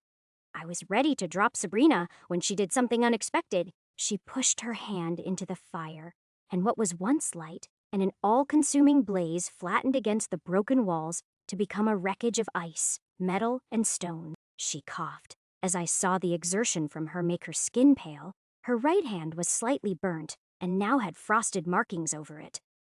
Your mutation. It doesn't just affect the temperature of your carbon dioxide, but all carbon dioxide, and fire produced heaps of it. You've been limiting yourself. When it's so easy to kill, you have to. She broke free of my grip, reaching again into the wall of fire, hungrily waiting for us beyond her range as she stepped into the icy catacombs. But tonight, I don't intend to hold back. The fire flattened and died down as Sabrina turned, its waste into a weapon to snuff it out. She stepped ahead as we descended deeper into the confines of Shadow Sun's whereabouts. From what we could tell, this network of underground tunnels spanned the entirety of the North Wing. If it was connected to the others, I didn't know. It was a maze we navigated using drones and Sabrina's sense of smell. Shadow Sun's hairy tendrils wrapped around every corner, hiding deep in the crevices, like roots spanning this entire wing. From them, he likely received sensory information and transmitted that info to War Watcher. If we could eliminate him early on, we'd be gaining a significant advantage. So far, the tendrils hadn't been used offensively, but they liked to snag around my shardware and impair us to slow us down. As we delved deeper in, one of my drones abruptly went silent.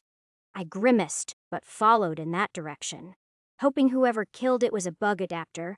Even if it was a trap, at least then, I'd be able to read their memories and figure out Shadow Sun's location. The tunnels weren't the best location for my arachnodyne, but there was little choice. This far down, we'd lost contact with Starlight, Diana, and the others. So, what put you on your path to being Dreadwire? Sabrina asked. I stayed silent. I'm not trying to investigate you. I'm just curious. You already know my plan is to. I have someone I need to protect, I said. Ah, but don't we all? She retorted, like it was a smart answer. It needs money. This pays well. How much? I've received $1 million as a down payment. I stopped, scanning the next few branches. The tendrils got thicker down to my left. It was also where my drone died. $1 million, she whistled, and they're going to call of my case on you once you're done. You planning to disappear? With that money, I'd have no reason to continue being Dreadwire for the near future. I hummed, an itch in my voice. Ah, you'd be able to get the rest through your other revenue streams. Is that it? Being Dreadwire costs a lot of money. Almost every shardine I made was spent recovering and upgrading my own capabilities, like the cost of this destroyed drone. I stopped, picking up the remnants of a shattered spider-like drone. My eyes scanned around me, not picking up anything within the dim tunnels. Sabrina sniffed the air before exchanging a silent glance with me as she readied her weapon. She shot into a nearly imperceptible bulge in the wall. Masked in shadows, it unraveled like a cocoon as a black dragon slashed towards us. The man was coated in an inky substance, difficult to observe as he melted in and out with the darkness around us. Then, I felt a thread wrap around my throat and pull as a mutant with spider-like eyes, and 4 arms shot out webs from an organ that bulged from her throat and mouth. The threads hissed at my armor, melting it as more of the sticky green substance wrapped and impaired the movement of my arachnodyne. A duel between spiders. Isn't that funny? The mutant laughed as its thick, chitin-covered arms descended on my limbs, each grabbing one of my arachne, and had the strength to wrestle them down as it sprayed more acidic webs over them. Meanwhile, the ink-covered man from before seemingly shot out of a wall towards me. Sabrina's eyes turned a lighter blue as she reached out, not with her weapon but her arm. From both of their mouths, mist grew and they began to cough and sputter. It leveraged me a moment, where I smacked my elbow into the chitin-plated mutant behind me. Their exoskeleton crumpled, and the inky man's blade scratched my right arm. My hand launched and gripped his throat, but he slipped right out, a tar-like substance sticking over my palm and solidifying it in place.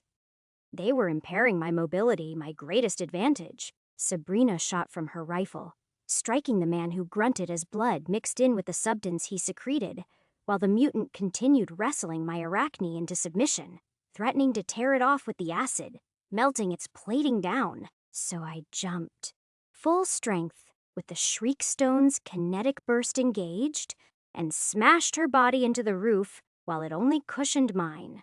Exoskeleton and inner skeleton crumpled as they were squished like the insect they were, close enough to death that I tossed them right off and ended their life with a few bullets.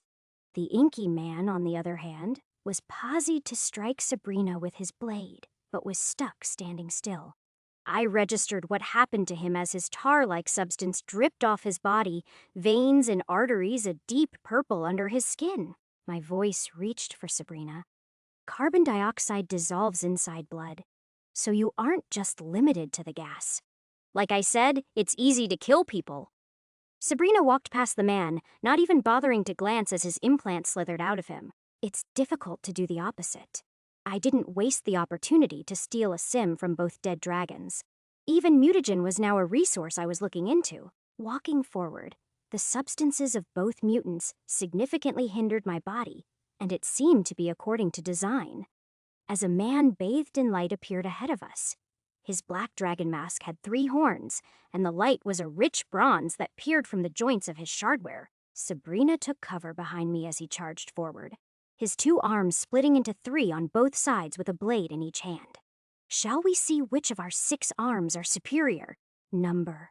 I engaged my claws and shot them out into his chest before a thin zap of electricity flowed through them and ignited the explosive liquid I'd coated the claws with. He reeled back as a fire burned over his torso, and Sabrina squeezed her fist, and that blaze became a thick chunk of frosted metal and muscle. He gripped his chest, yelling out, "Such dishonor? This bastard spoke of honor when my limbs are tangled up. For that, he deserves to be an experiment." My gun switched cartridges, and as he charged again, I shot into his chest with a nanite-filled bullet. He was Tier the Third, lending him some resistance to my nanites, but in combat, his ability to control that would be hindered. The bullet had low penetrative capability, but it would lodge inside of him where it was needed, where 100 milligrams, or 1 billion Goliath nanomachines were free to seize control over his organs, instead of forcing them to eat his flesh. However, I reached into Theta Break module, now upgraded to Silver. Data Break module selected, 2B Bua, 1S, Datagemer, Data Weaving Network. A link of gold was born through the Fresh Network feature installed, bridging between us a lethal poison to his shardware that I sent a subtle whisper to in the woman waiting in my head for some action. Twilight. Oh, you don't know how tiring it is trying to break through their data shields. She pulsed into motion. His weapons, which had been inches from my head, suddenly swerved as they curved down where they jabbed into stone. My hips twisted, and my legs straightened with a burst of shriekstone to kick his bowing head. His neck snapped and bent. His spine bulged out, and the flesh around it tore. I grabbed at that loosely held skull, and merely pulled to elicit the satisfying detachment of a head and a spine from the body it lived in. "Oh, fuck, that was quick," Sabrina gasped, her face pale. "He was Tier the Third, right? Based on his horns? Only bronze," I muttered with dissatisfaction. From the head I held emerged a bronze bug, one I eagerly took in my hands to begin reading the memory. My gaze cast a slash towards Sabrina. "You stay quiet about this, or I'll kill you." She took a look at the semi-decapitated Tier the Third and nodded. Memories swam through me, blending in with the darkness. I saw my lord sitting within a web of his own hair, above him dangling a cocoon containing his actual body. My prince, who had saved my life 15 years ago, back when you could see his gentle face and hear the warmth in his voice. But like a cancer, the shadows had grown from his own body's pores to constrict every organ.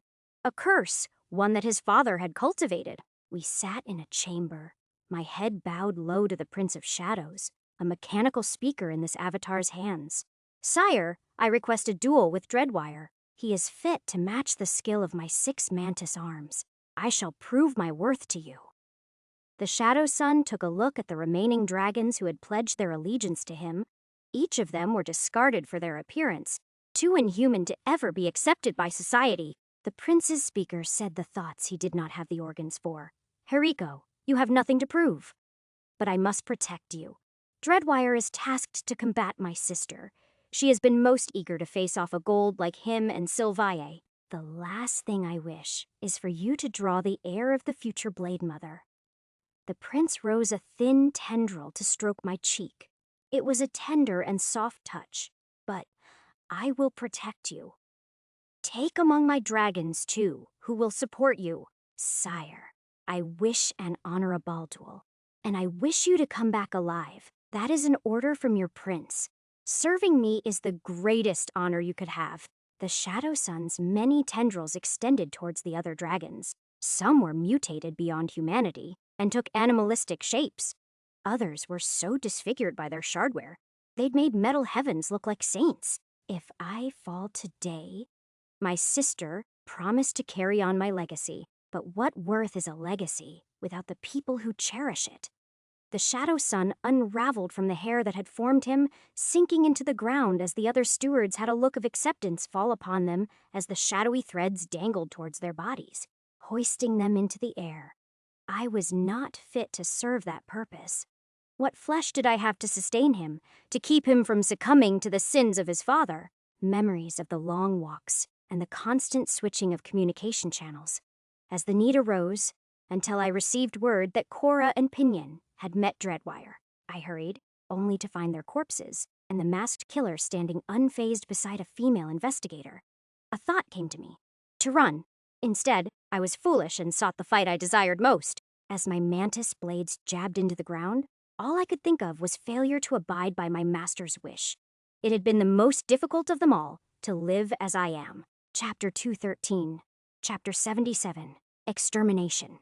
Fallen Prince the 19th of December Diana, we'd heard the explosion nearly half an hour ago, and our coverage of the prison had been meager since then. Between heavy-duty barricaded doors, the ground giving way at several instances, and more than a few prepared groups of Muramasa guards, we were being whittled down at every turn.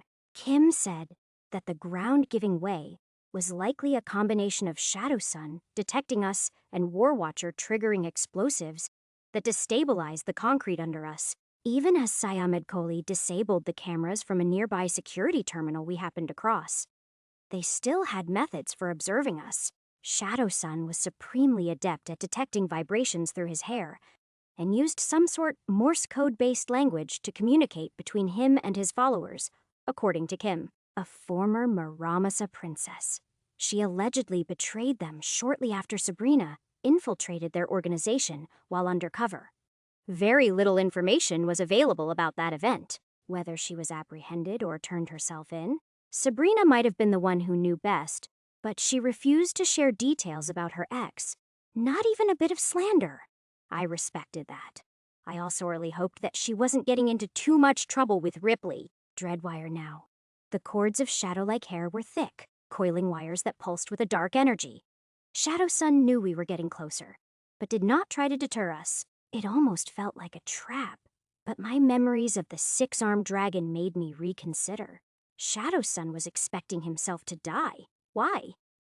What did Muramasa gain from sending one of their own royalty to perish? Shadow Sun was a valuable agent of theirs, capable of accurately absorbing information across a complex network of his shadowy hair. It made no sense to treat him like a sacrificial lamb. This entire operation was like Muramasa wanted themselves killed, antagonizing the police, the corporations, and likely even other gangs. They'd become the public enemy of the entire city, but in doing so, had garnered fanatics onto their side. Even if it was plain to see that killing over 100 officers and stealing cargo from Neocorp was an unjust act, the grandiosity was remarkable, enough that many people sided with Muramasa just for that fact. Mirage and I were gaining Bladadaughter as an ally, but what was she gaining from all of this? Reign over Muramasa, one not led by the Bladafather, but she'd lose countless elite officers and even her siblings. Was that worth having control over the gang? Would Muramasa even be Muramasa without the Bladefather? Then again, it was labeled a dynasty. That was why the call to exterminate Muramasa demanded the inclusion of the death of all of his children. Sabrina sniffed the air, belching as she turned one corner. What is that? I smelled it too, a familiar stench of corpses and chemicals used to preserve them. Harold Anderson and I commonly used them for when we had a large volume of corpses to scrap. Formaldehyde. Don't like it. She pinched her nose, her gaze following me. So, Ripley, would you ever turn yourself in? Would you, Joe, even allow me to? I responded. Right, you really ruined 2 of their facilities. I do know, maybe Diana's dad could figure something out. I'd likely have the R0N1N hunt me if I turned into a corporate workhorse. And besides, I still technically had the job of designing him new shardware based on Livewire. It was still a work in progress, and would require a substantial amount of funds to produce. So complete disappearance then. Sabrina chewed her lip. I didn't even get to shoot you in my manhunt. And just when I was practically sure about your whole life story, I ignored her for the most part. But I couldn't help but think that if one special investigator's late caffeine-fueled nights could discern my identity, then what about the corporations? You wouldn't have landed a shot. I'm no Silveri, but I'm still good with a gun. How many of your targets strike from above? I said, still thinking. It was likely that Many already knew, but no threat was ever sent regarding it. They didn't want me to know I was compromised, but why? How many of your targets can freeze your own lungs? She snapped her fingers at me before her face scrunched up. The smell's getting stronger. We're close. I readied my gun, signaling the Mazur interloper to return to its pistol shape as nanite-filled bullets locked in. The shadowy hair grew thicker, the bundles twisting and merging like roots tangled upon each other, until they were soaked in blood, all connected to a cocoon of shadows and blood floating above dangling corpses that were too disfigured to make any sense of who they were. I hadn't seen this in the memory, but I'd also remembered that it was almost an hour ago. The shadowy hairs wriggled to life, twisting up from the ground and taking the shape of a child that held a machine. They tapped the machine a specific way, and a mechanical voice came out.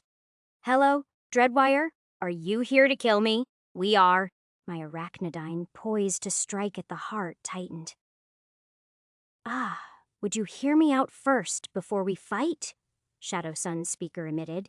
Number my arachnodyne fired 4 javelins at the cocoon, pulling me towards the massive hairy threads of darkness, now fraying up as though in pain. I slashed inwards with my claws, blood spilling from the cocoon before a massive arm crumpled my chest armor and sent me back to the ground, dazed. I looked up to see a beast clawing its way out of the cocoon, massive and hulking with multiple limbs of shadow-like hair and bulging red musculature underneath. It wasn't a malformed. This was human. My father turned me into this, the boy said through the machine. In cooperation with Soulkiller, I was subjected to mutagen that forged me into this.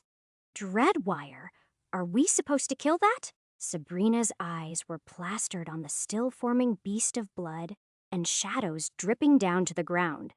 Soulkiller was the first of my father's sins, the boy said. After that, he joined with Skeleton, even promising our first sister to him. Why tell me this? The Revenant was chaotic, self-serving, and unstable. Skeleton was everything my father needed in a partner.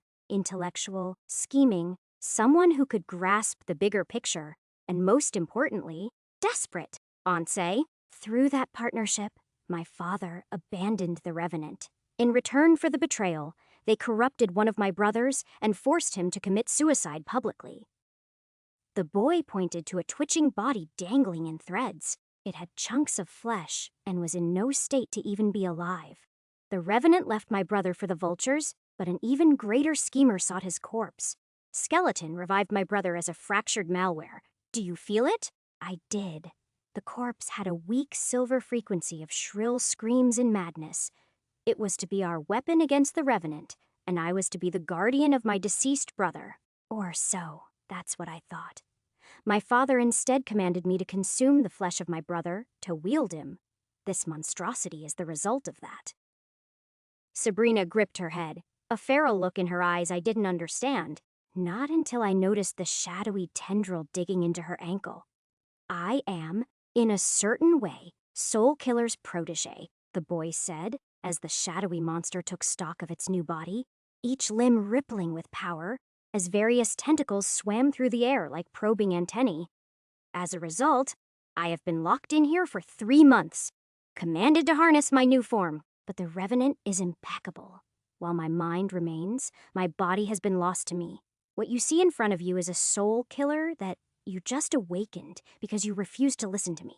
Should it escape, it will rejoin with a nexus and only empower that revenant. Then, my mind will be truly lost. Fuck. So kill it, even if my mind must go with it. The best way would be to. The boy suddenly unraveled as the beast roared, as though the beast's roarful awakening suffocated the Shadow Sun's presence. The Blade Father developed an anti-soul killer weapon, but it turned back on him, and turned Sabrina against me, as soulless eyes stared at me before she charged like a beast. At the same time, a more literal beast sent drilling tendrils of shadows towards me. My arachnidine blade severed them with ease, but faltered as Sabrina came pounding into me. Her physical strength was lacking, but a chill aura condensed around her body, seeping into me. I could kill her. I should kill her. Amidst shadows, this was a viable reason to kill her. Yet, I instead plucked a vial from my suit and sank it into her neck.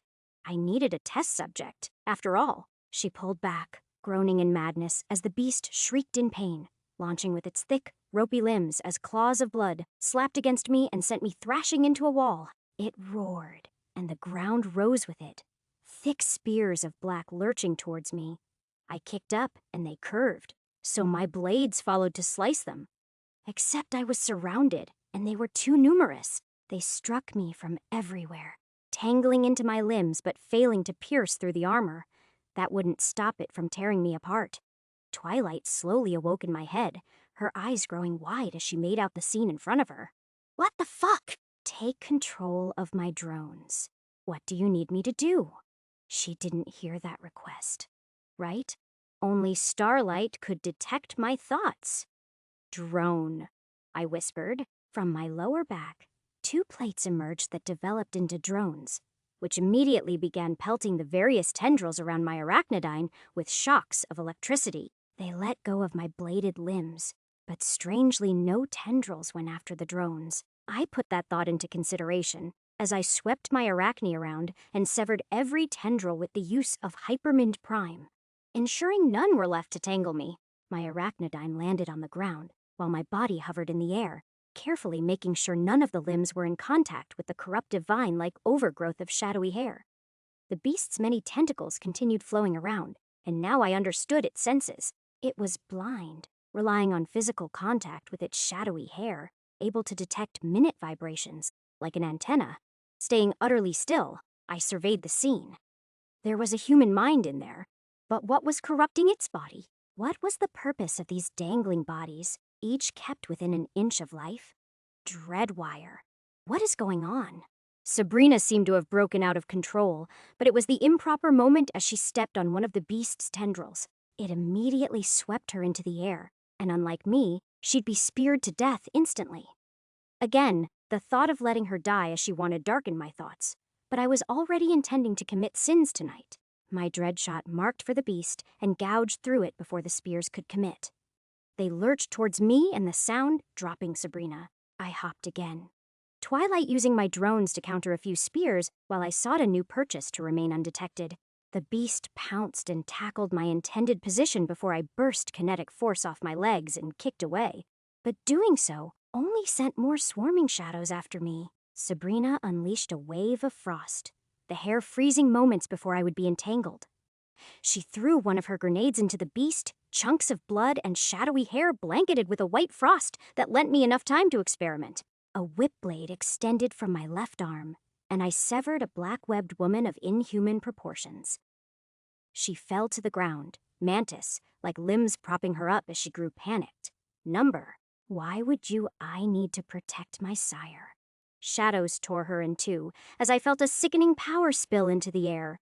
The beast shuddered as more black ropes came to life. They wrapped and hardened around the beast like set of armor, and the spears only grew more vigorous. So these bodies were tethering the Prince of Shadows to some sanity. Then, what about the corpse of the Mal, of the fallen prince? Something was controlling that body while all these other bodies stabilized the mind of the Shadow Sun. I understood now. Shadow Sun lacked protection because there was no need for it. Attempting to kill him would have awoken the part of Soul Killer overtaking his body. To let the Shadow Sun live, even if his surveillance would be a hindrance, wasn't worth awakening the Revenant. But I hadn't listened to his attempts to sway me. I wouldn't have anyway. Not when killing it was so simple. All I had to do was this. My arachnodyne pulsed into the air as I Permin took over. Speed ravished me while dozens of living shadows sought to disturb my path. I slashed through them, letting none stay to ruin my trajectory. A wall of darkness rose, but my legs kicked a flat wall of force to rebound me above them. And the beast realized, instinctively, what my plan was. There must have been a reason why no one disconnected Shadow Sun from his fallen brother. And now the answer was simple. Attempting to sever the prince from the Mal his brother had become would awaken the beast. It must have had some self-preservation instinct as a silver malware, so they contained it instead, sacrificing their own minds and flesh to satiate the beast their prince had become. I would read more memories soon to know the truth of this. For now, my arachnodyne severed the black thread tethering the beast to this madness. The Mal's body fell to the ground, its withered appearance suddenly twisting as it began to transform. I didn't let it, slashing my blade right where I felt its core. At the same time, the beast howled and collapsed, its body melting as threads snapped and revealed a multitude of husk-like corpses interwoven within itself. They all linked to the singular living being inside, a man who could barely be called human. His shadowy limbs twisted like ropes and slithered through the corpses around him like worms in decaying flesh. "Thank you!" came the weak groan, jade eyes the only color visible beneath all that darkness. I hoped I would remain alive after this, but the toll, this is the price of working with the uncaged. His jade eyes met mine with warmth and a hint of regret. "Can I have but one request of you?" This time, I let him speak his mind, only nodding. "My servants, let them live. They have already been tortured enough." With a weak rise of his hands, the other dangling bodies descended to the ground as the wiry darkness fled their flesh. I do not wish to see them harmed, not after how much they've struggled to live. I processed that request, coming to my conclusion quickly. Your wish conflicts with my directive. I strode up to the dying prince. I understand what you are. You, who have lived in the shadows and sought to protect others within your care. You and your people have known hatred and prejudice, but I hope you find some comfort that tonight, that is not the reason I shall take your life, or those you cared for.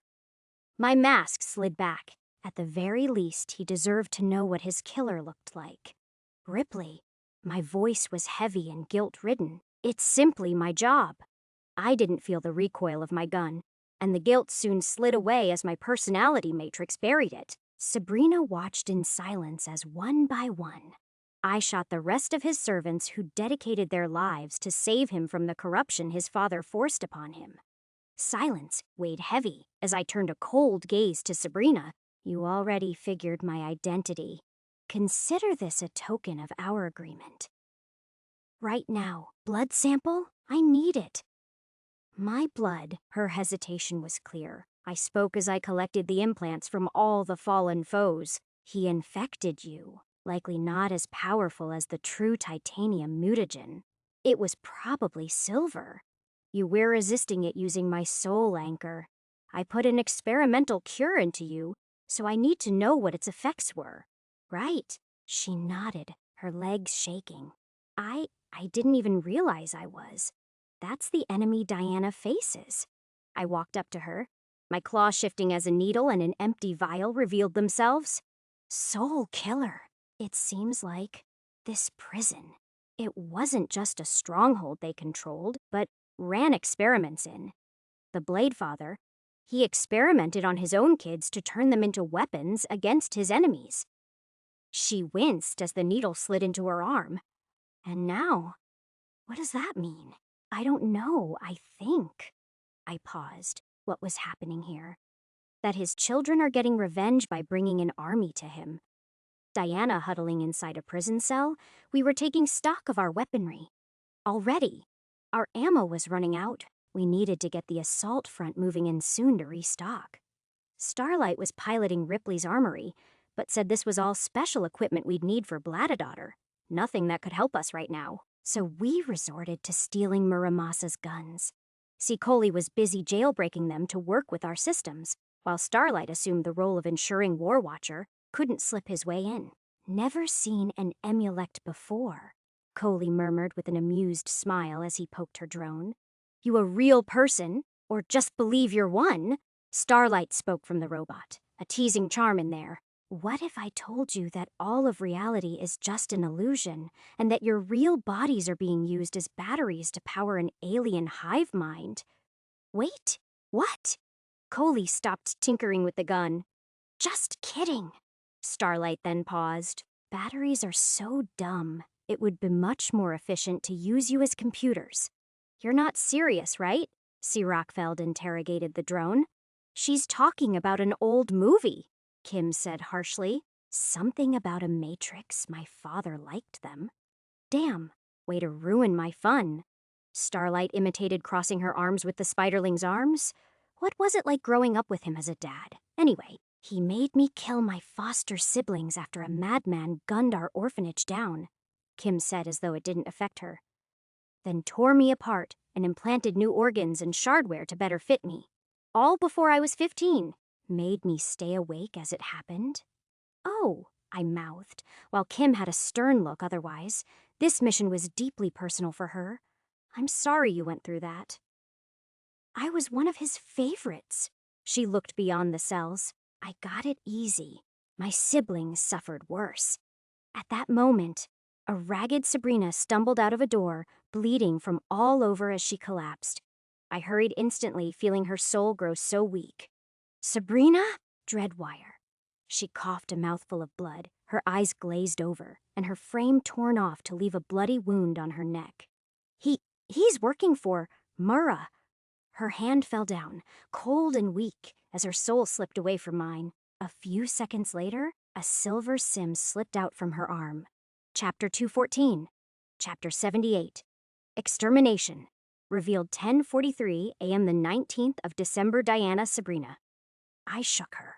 She felt so cold and dead. She was dead. Sabrina.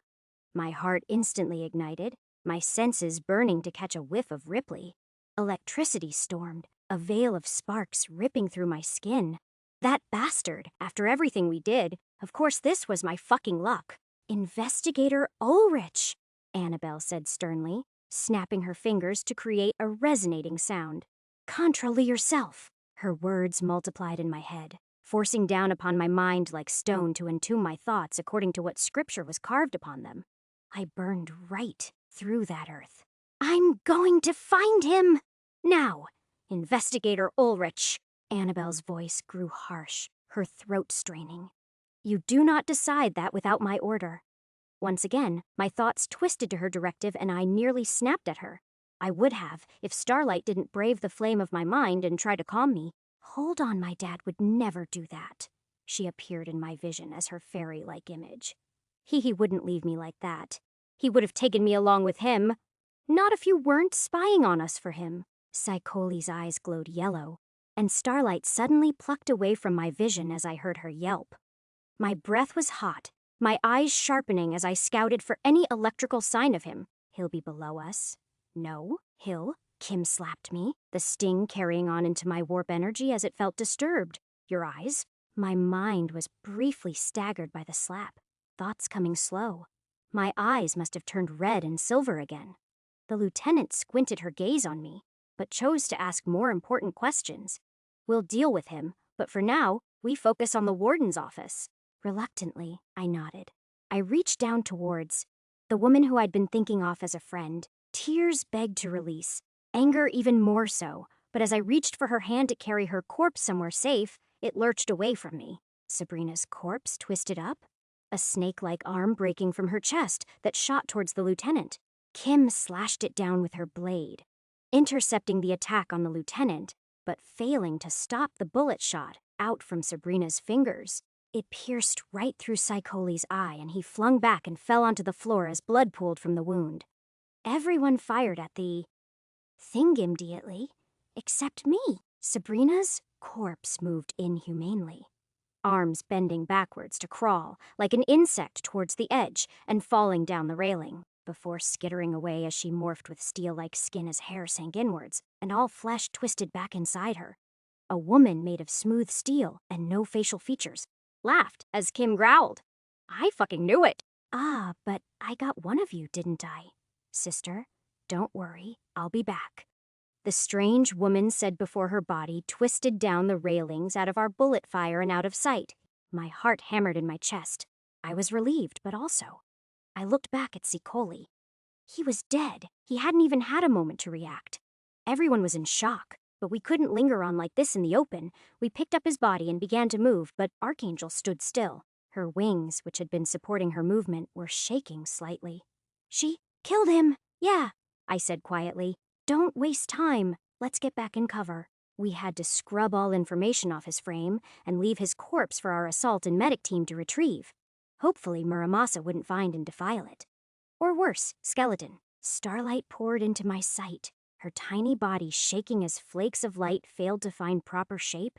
I felt her clinging to my mind specifically. I was in his mind when her voice was on the edge of breaking. I felt him. It's okay, Starlight. You're with me. We were just talking a few minutes ago. Her gaze was blank, looking in mine as though trying to find some meaning in my eyes. I don't understand. Is this what we're doing to them? It's complicated, Starlight. I wish things were different, but we have no choice. I know. Logically, I'm aware of all the facts of the situation, but I never understood the weight of what it means to die until she grabbed her face, tears breaking from her skin, her voice pleading to anything. Can I just stay with you until my dad comes back? Of course, take your time. I felt her relax and settle into my head, her fear becoming mine, and hopefully some of my strength became hers. Strength, was that even the right thing to call this numbness? This desensitization? I died once before. Starlight had been in my skull that time, too. But she was asleep. She didn't have that fortune this time. Heart Seeker, Kim Leung whispered. Third Princess of Muramasa. My records opened up for her. The information on her was dry. Says she's their assassin who can manipulate her appearance. But since when could she look like a corpse? She even had a sim dig out of her. Kim lifted the sim up and crushed it. A decoy? If your emotions weren't so easily swayed, you would have noticed it with your psionic senses. I won't fall for the same trick twice. I bit my lip, staring at the corpse of the special investigator. She never does the same trick twice, Kim responded dryly. And she fooled me too, even had fake organs stitched inside of her, or I see. See what? Her twin sister. Kim chuckled. The bastard finally found a use for the fifth sister. I looked through some records. The fifth sister was dubbed Hexblood, a mutant with powerful blood manipulation. She was labeled dead, eliminated by none other than Kim Leung 3 years ago. Her corpse? I questioned. Was this like skeleton raising the dead? Kim shook her head, lifting her katana up as she veiled with a green aura. Went through her heart once and her brain twice. Should have killed her. She'd been able to regenerate from worse, but my wounds stay lethal. Hexblood and Heartseeker share sympathetic implants from the same malignant. Both allow for manipulation of shape and appearance. Hexblood, she would have been in a vegetative state, and Heartseeker has no flesh for a sim to attach to.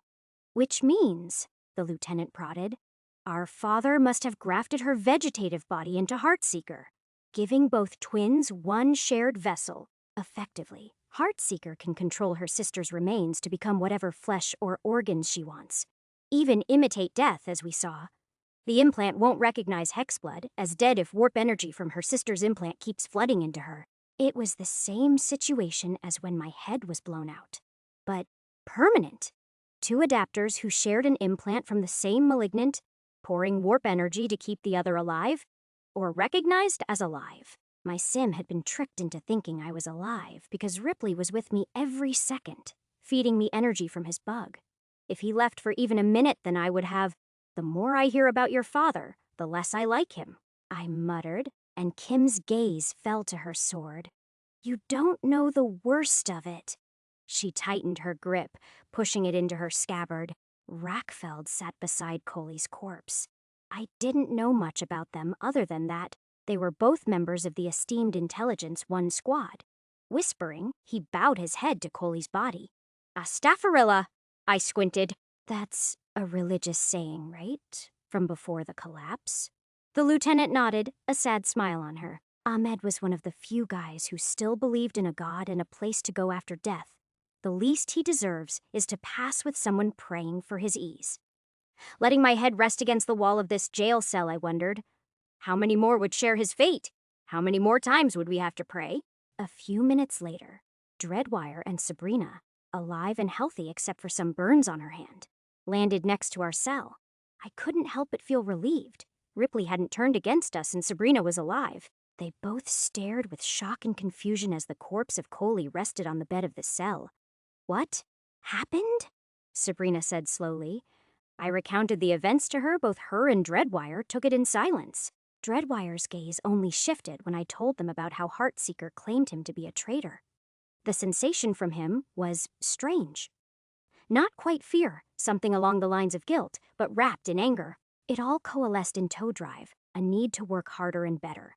He paid no more of a response. Otherwise, we should move. Shadow Sun is dead. He stilled as he reached me through the Neuralink. And there's been a development. As he told me about the fallen prince, I wasn't sure what to think. Muramasa had once been allied with Soulkiller, but switched sides over to Skeleton some years ago. And now they've begun completely culling all links to Soulkiller, even going so far as to kill one of their own princes. That was roughly a few months before the Toxin Club was destroyed, and using his corpse to corrupt another. If this prison really was where they ran experiments, then we'd likely see more cases of dragons and royalty experimented on by the Bladefather. As far as anyone knew, there were 16 current royalty among Muramasa, 7 daughters and 9 sons, not ranked by age, but according to the favor they had to their father. 2 of the princes were dead, along with 1 princess in Hexblood, technically, and another was on our side as Kim Lee-young. That left 12 more. But was their goal really independence, or to rile up a sizable force to fight their father?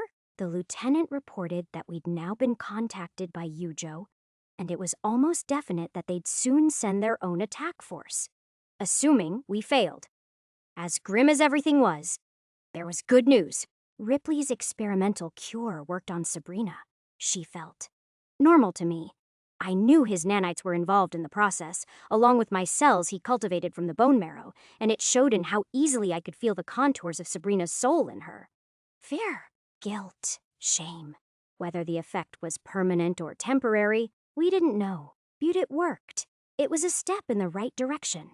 As we carefully traversed the prison, Ripley repaired his armor and shardware from various pieces that pulled out of his armory, also taking the time to tinker with Muramasa weaponry to work with our systems. I gripped the assault rifle. While not my preferred weapon, I was still good with them.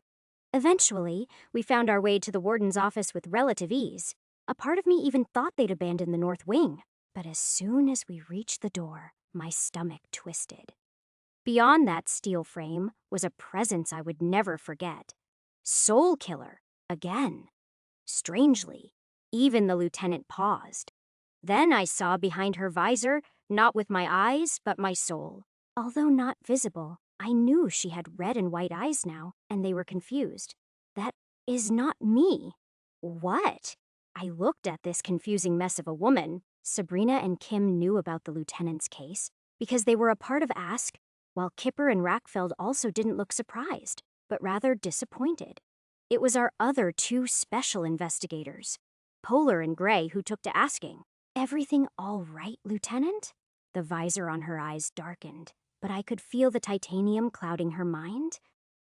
Be prepared. Something strange is inside. Dreadwire, get the door open.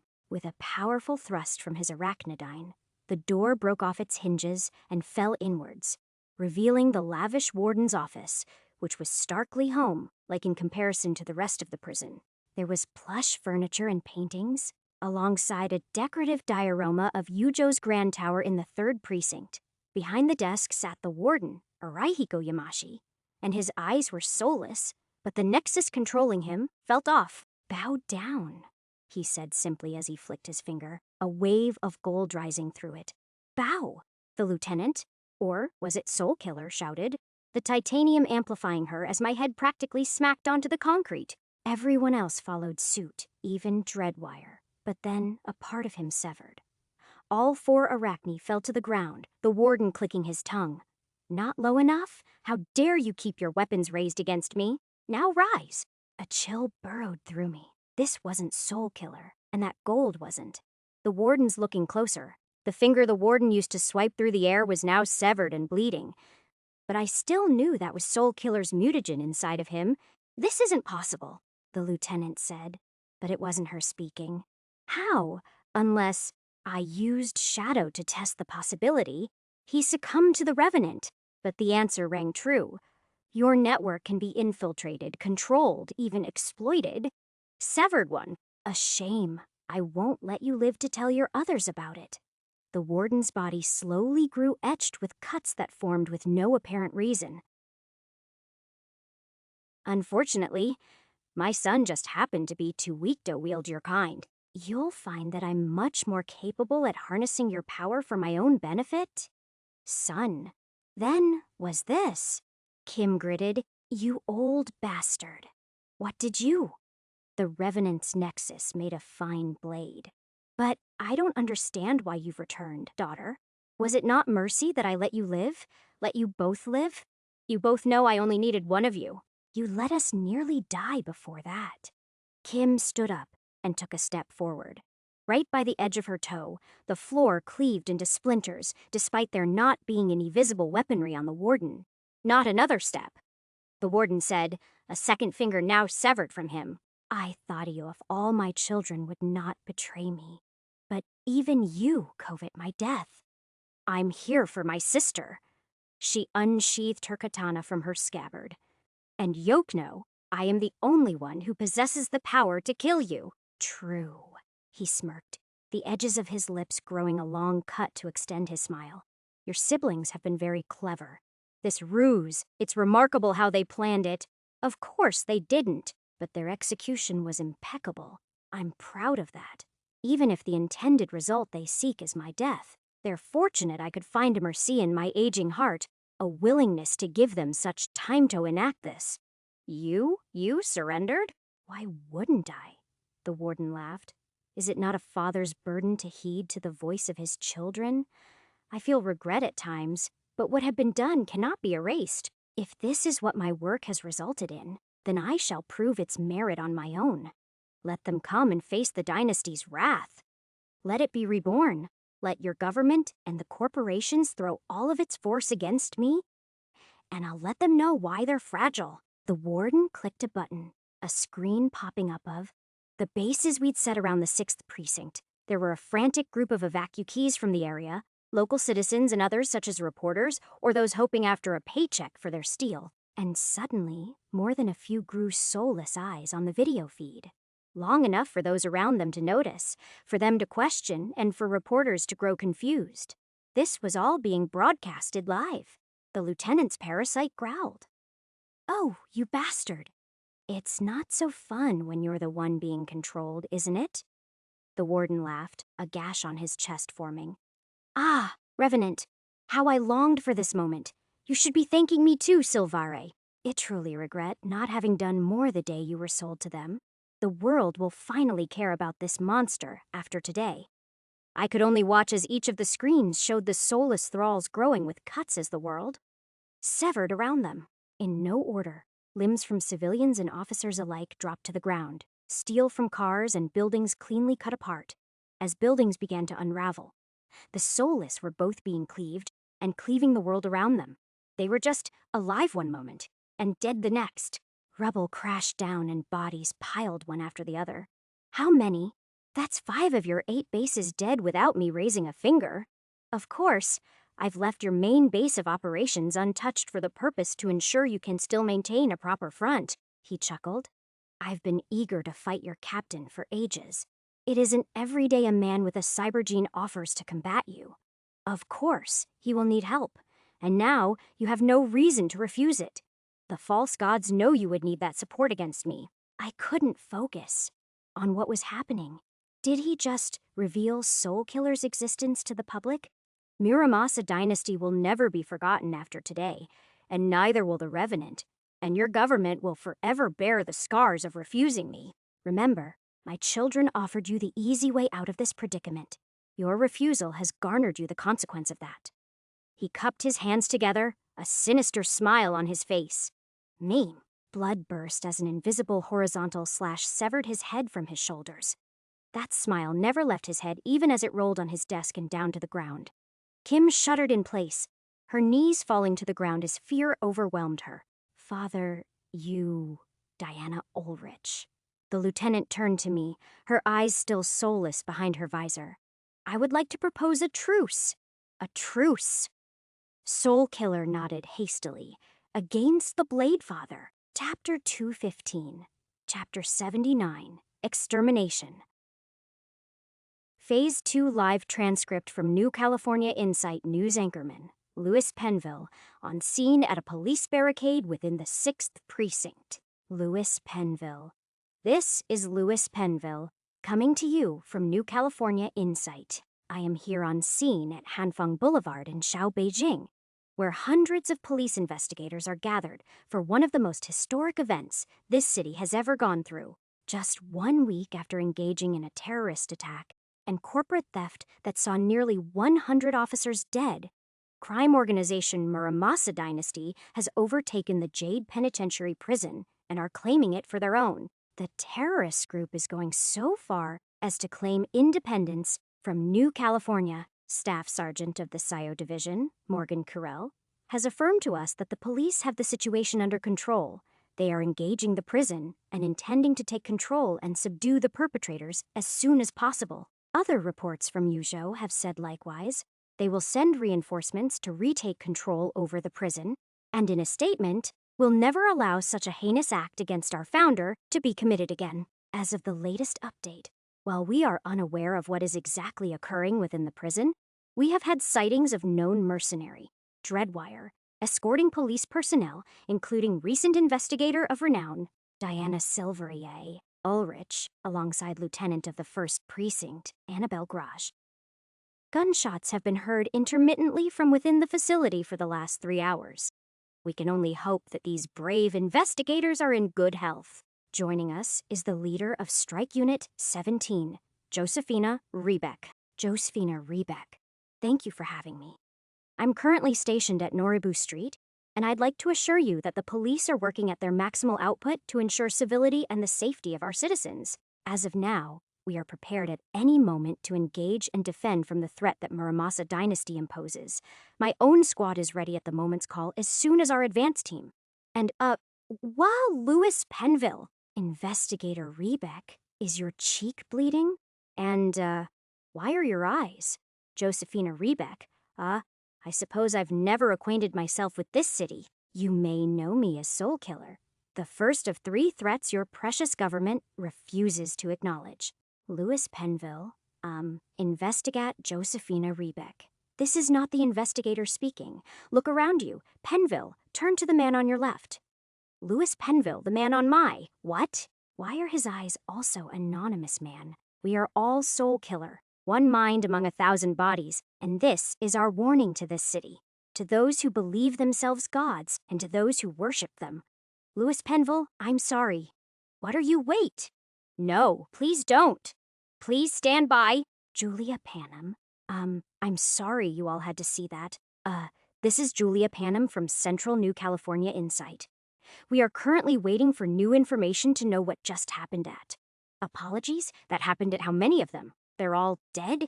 11:21 a.m. the 19th of December, Diana. A truce. I couldn't believe what was happening to me, to this city, to... Look, my name just got slandered through the filth of the 4th Precinct's gutters. Soul Killer rasped. I did not do that. I know. That didn't stop a fire from burning in me. But what part of you thinks that I'll ever accept? I'll think of something, but you have to understand that I can't decide for my others in my current state. Besides, I'm already sort of... Soul Killer clenched their fists. It was unwelcoming to me seeing the lieutenant so out of mind. The lieutenant's memories? They're unstable, right? Help me stabilize them, I offered. And let myself be killed by your hand. I'm no skeleton, not nearly that suicidal. Soul Killer laughed. I'll fix up Anthony for you. That good. In exchange, I need you to tell your dad that it wasn't me. I doubt that would change anything. And I was glad for that. You just became a public terrorist. Do we have a deal?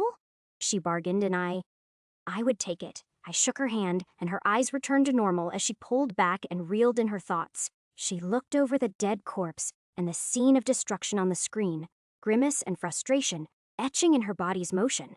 We need to get into their systems now. The sooner Morgan can start chipping away at War Watcher. She noticed everyone staring at her. The confusion was especially apparent on Polar and Gray, who had no idea what was up with the lieutenant. She snarled, "Get your asses into gear. We're about to open the floodgates. Dreadwire, hook your Demonson and get access. Dreadwire Cimirage. Can you hear me?" No response. Twilight was unable to reach her too. A deeper part of me was trying to break out of this mask, to yell. Did Bladafather know her location? Was she? "She's alive!" "Dread," Twilight whispered. "I would have felt it if she's probably retreated to the Voidnet, using some of the titanium to figure out what's happened." Dreadwire, hook your daemons in and get access. Annabelle's voice slithered to me. Just a moment ago, she was Soul Killer's, or precisely, she was a mind fractured in two. That sleeping agent in her head just rewrote her memories each time. A part of me was curious. What would happen if I injected her with my blend of nanites, Diana serum, and Juliet's cure? Would it erase one personality? Or would they merge? It almost made me not want to kill her. There would be a time and place for that, and the hand that would do it wouldn't even be mine. As I slipped Twilight into a dock by the warden's desk, I called for Starlight through Fishhook. Her voice came out quietly and somberly. There's a lot of death happening. That was the goal of today. Those people weren't a part of this. Was Bladefather framing Soul Killer? I suppose he did. Star. I lent a sympathetic gaze to my daughter, sometimes with how smart she was. It was easy to forget that she hadn't lived much time, not in the way a physical body experienced things. In truth, neither me nor Ripley nor the Ripper knew what her experience of life was. Spend some time with your mother. Let me and Diana discuss with the lieutenant our next steps. I'll try and contact Mirage too. She nodded, zipping through the wire to join her mother. In the net here, they were subject to War Watcher's tyranny, but the mere facet of Twilight being within their systems would provide a much stronger beacon for Mirage to launch her outer assault from. As a fact, I was well aware of many of the powers spread between the royalty of Muramasa, and how they'd gained such potent powers. War Watcher had perhaps the mind most capable of digesting thousands of happenings at once, and organizing all that sensory information into a passable decision to turn the tide of war. At that cost of sensory observation from hundreds of minds, his own lacked sight, sound, touch, taste, and smell. deprivation of his own senses forced his mind to rely on others to perceive for him. Such was how he, Azure Phoenix, was an esper capable of manifesting wings of flame. That blue fire that regenerated her own flesh by burning away at others and absorbing its ash. To empower that regeneration, the Bladefather ensured her body was always rotting away, forcing her fire to burn ever hotter and brighter and never die out. Heartseeker lacked a flesh body. She was much like Diamante in a way. Her actual brain was cleaved and limited to its base decision-making skills, while her personality came from Psyche, changing as needed to mimic the identities of those she stole and projected upon her body. Hexblood was the organic to Heartseeker's mental mimicry. Her physical form could be malleable enough to assume anyone's shape, but its most vital component was its power to infect others like a poison, to hide in their blood and curse it. As for her own punishment, she was seldom allowed to live within her own body. Parts of her always coursed within others, her own dragons and servants, and most vitally, her twin sister's brain. If she lost focus, they'd die. And she did. Now, her life was assigned to the woman who carried her vegetative body within her. Steel Vanguard was an agile behemoth of alloy that wielded a staff.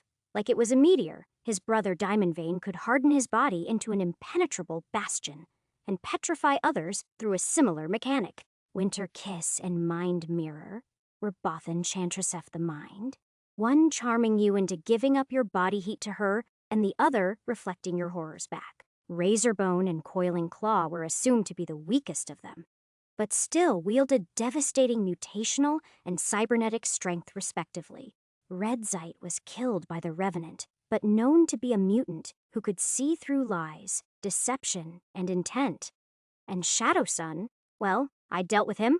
The only four who neither me nor Mirage could find information on regarding their capabilities were Kim Leung, the Widower, Crouching Dagger, and the Blatterdaughter. They were each known as the most elusive children of the Bladefather, but virtually no information on how their powers actually worked was out there. Crouching Dagger was an assassin. The Widower and Blatterdaughter were ruthless killers. And Kim Leung was on our side. Observing her, I'd known she was telekinetic through a secretion only visible when warp energy passed through it. But that didn't explain her ability to create non-regenerable wounds. But perhaps that power didn't come from her. I honed in on the scabbard she wielded. Bladefather had mentioned something. The Revenant's nexus forged a blade, and Kim's blade was not made of metal. It was, through my analysis from Shardweave and my eyes, organic. When my vision focused, I could see hollow vessels within it, through which her ectoplasm flowed like blood. To be a prince or princess of Muramasa, you were tested among a batch of children. Only one would survive. As for the others, I think I figured what their fate was. The Bladefather forged organic material into weapons, much like how my nanites consumed flesh to create more of themselves. Was Goliath linked to Bladefather? Or perhaps inspired by him? That question was largely unimportant. What mattered was that he was dangerous if he could subdue even Soul Killer. Even extend his cutting mutation through those he controlled. Was it vision-based?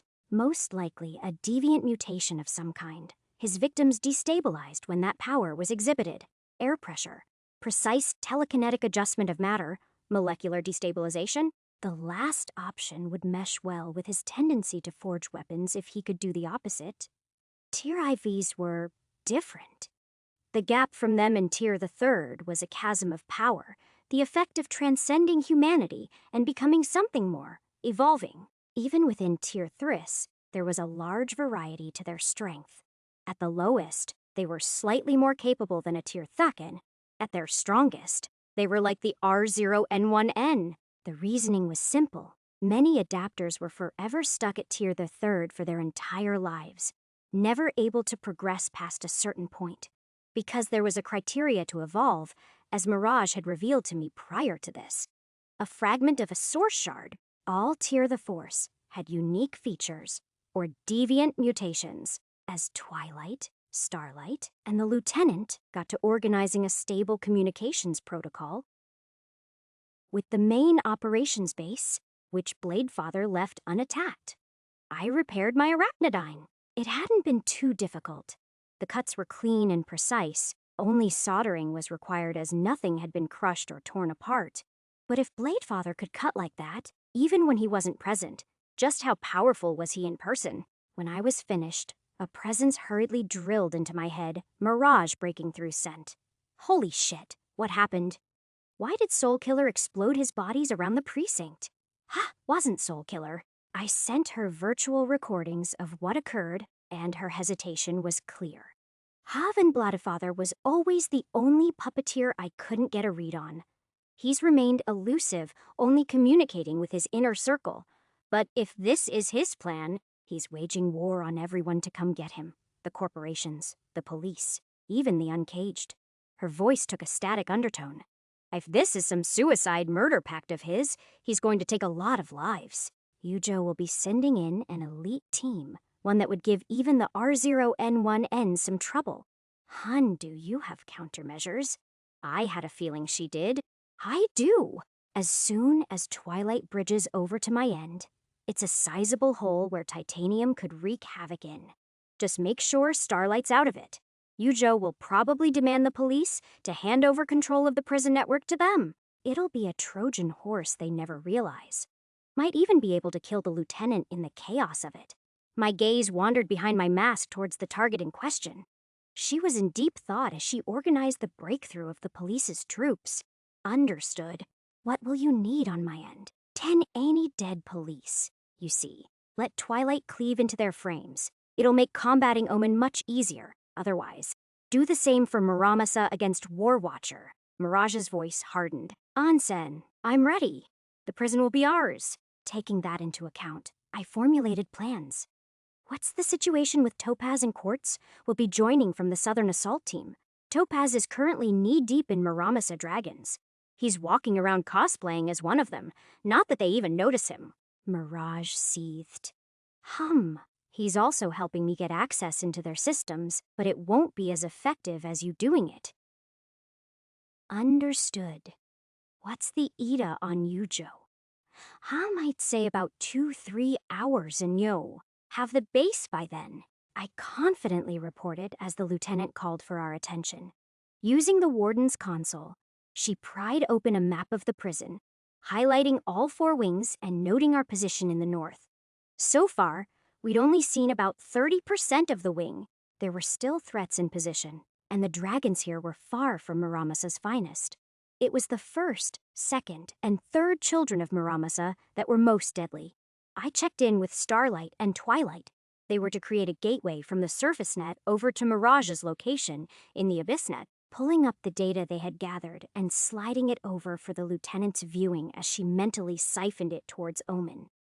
If Coley were alive, I wouldn't have to rely on you or those programs, the lieutenant said, unprompted, her eyes sharp. Don't think this means I'm trusting you. I just have no choice. You're right, I replied. You don't. A minute passed as a conversation occurred in Annabelle Grosh's head, after which she commanded her voice to grapple our attention with a snap of her fingers. Listen up. Northern Assault and Southern Assault are to commence despite the recent attacks. Our offensive capabilities were left undamaged.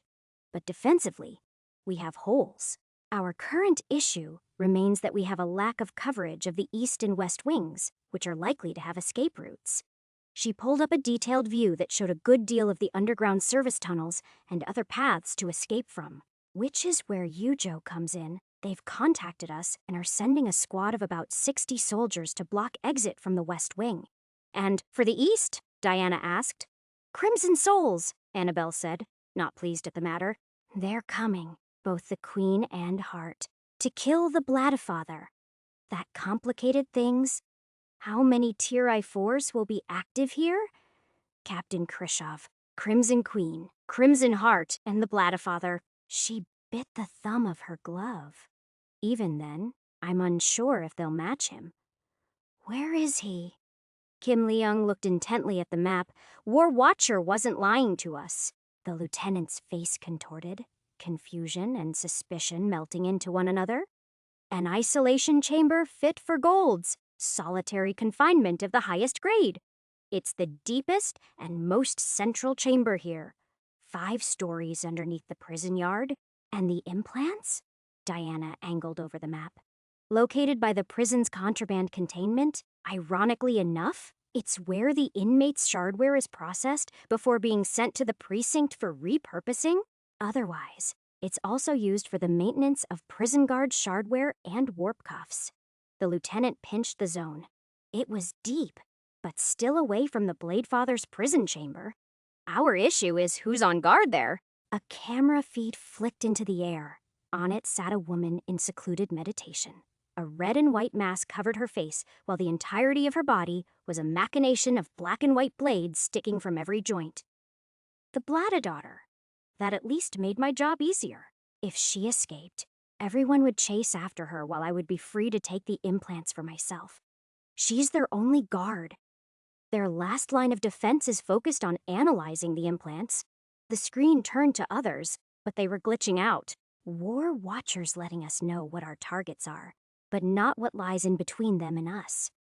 A blind charge. Rackfeld clicked his tongue while Fernandez had a blank gaze as he witnessed the horrors on the screens around us. As more information pooled in, we saw ruined buildings and torn corpses all around, perfectly sliced, like they'd been taken through a meat processor.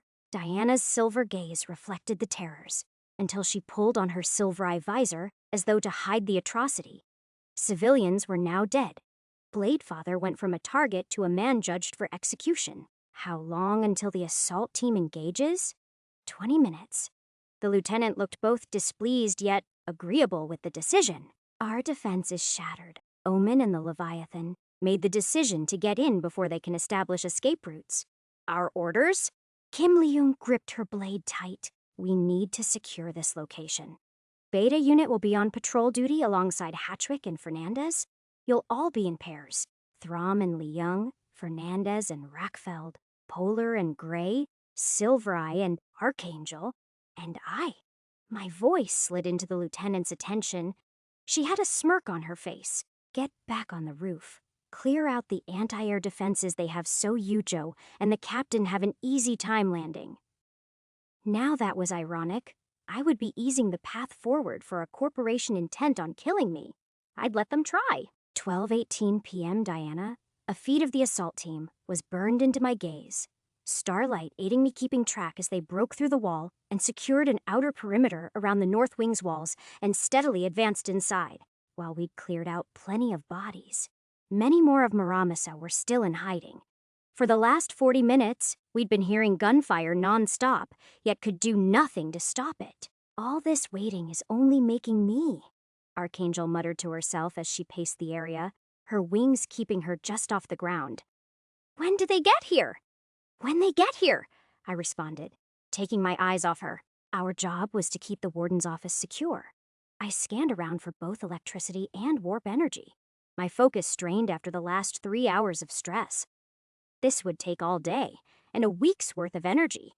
They'd be bringing in supplies, too. I was beginning to get peckish. My gaze landed on a discarded gun. It didn't have any blood on it, so, when no one was looking, I took out its barrel and broke it into sizable pieces before plopping one in my mouth. I'm not even going to ask questions. Archangel sighed. I've seen Tusk do weirder. Like? I chewed. The guy once ate an elephant in one sitting, down to the bone. Archangel laughed, and they said Sims were less expensive. You don't want to know how much Neocore pays for his diet. How'd they get an elephant up on a citadel? They breed them there. Archangel lifted her head up. I regret ever coming down from it. Life's been fucked up ever since. Welcome to New California, where the real world lives. I took in a bigger piece of metal. It tasted meaty, like a barnyard animal, except, without the smell, just a lot of iron and tough texture. It sank into my stomach, where 2 mutations would work their magic. The first was an organic metabolism, which would let me survive off of it for now. The second mutation was one I had only gained recently. Gold Integrity Alteration Mutation, Synthetic Infusion, GC23, Mutational Capacitance, 125 divided by 126 according to Starlight. It was a parallel, divergence, supposedly from an organic metabolism. Looking at my hand, I felt the skin as normal, but with a thought I could call upon the silvery liquid which I'd absorbed from the meat lab raid. My fingers were instantly coated in a rich metallic sheen. The dianium perfectly bonded to my skin rather than just an outer covering. Unlike in organic metabolism, the infusion mutation could work both with substances in my body and external to it. Even with my Sylvii suit, I could feel a subtle connection to it, like it was an extension of my body. While infusing was easy and painless, removing it from me was uncomfortable. Like the material was stuck to my skin with glue. It was certainly an odd mutation, one that took some warp energy to start but little to maintain. The last few days, my weight had increased significantly, by about 15 kilograms. Even with who knows how much blood I'd lost, sticking some metal inside of me, I could even patch up bullet holes by using the bullets themselves to seal the wound. Or, one day, theoretically, Starlight had said, it was still far too low in development to show a dramatic change. But I was more than confident to say I wasn't that easy to be cut by a blade now. Not when I had a literal metal coating atop my skeleton, or well, a do-it-at-home version made by inserting screws and random cheap shardware pieces through my skin. But Starlight had helped point out good alloys. Just a little bit. I was still keeping this a secret from Ripley. Not for any suspicion, but rather, I just didn't even want to know what sort of experiments he'd run on me afterwards. My own were already morbid. Speaking of Ripley, he was currently clearing out anti-air defenses for Yujo of all corporations. The same one that wanted him dead for his nanites. I scrolled to another live video. He was in the air with his 4 spider limbs weaving between bullets and landing near hefty twin, barreled manual turrets. His physical strength was jarring. Combined with the leverage of those 4 additional limbs, he could tear pieces of them off the concrete bases and fling them around. How much electricity would I have to consume to do the same? As soon as he was done with the 5 anti-air turrets, he was tasked with supporting the frontal assault team. Unlike me, they really gave him no time to conserve his energy. He had a job to fulfill, and they didn't care for his life. Dreadwire. Making that mobile armory had been the right choice. Every time I received a task, I came out of it beaten and bruised. I salvaged some plating off serviceable shardware from the fallen Muramasa grunts around me, soldering them placably to cover the damaged segments of my limbs and armor. Next time, I'd make sure the Ripper figured out Maiden's adaptive shielding. Next time. The plan was for Dreadwire to take a significant break after this, to focus on my mother's recovery, on Mirage, and how she should act as the dog whistler once Missy and Diamante were back in town. Who knows when I'd wear this mask again? Stumbling through a doorway, I recognized this area as a guard's lounge, all empty except for some discarded Muramasa robes, and a drone. What do you want? War Watcher. I tiredly seethed as my gun raised up,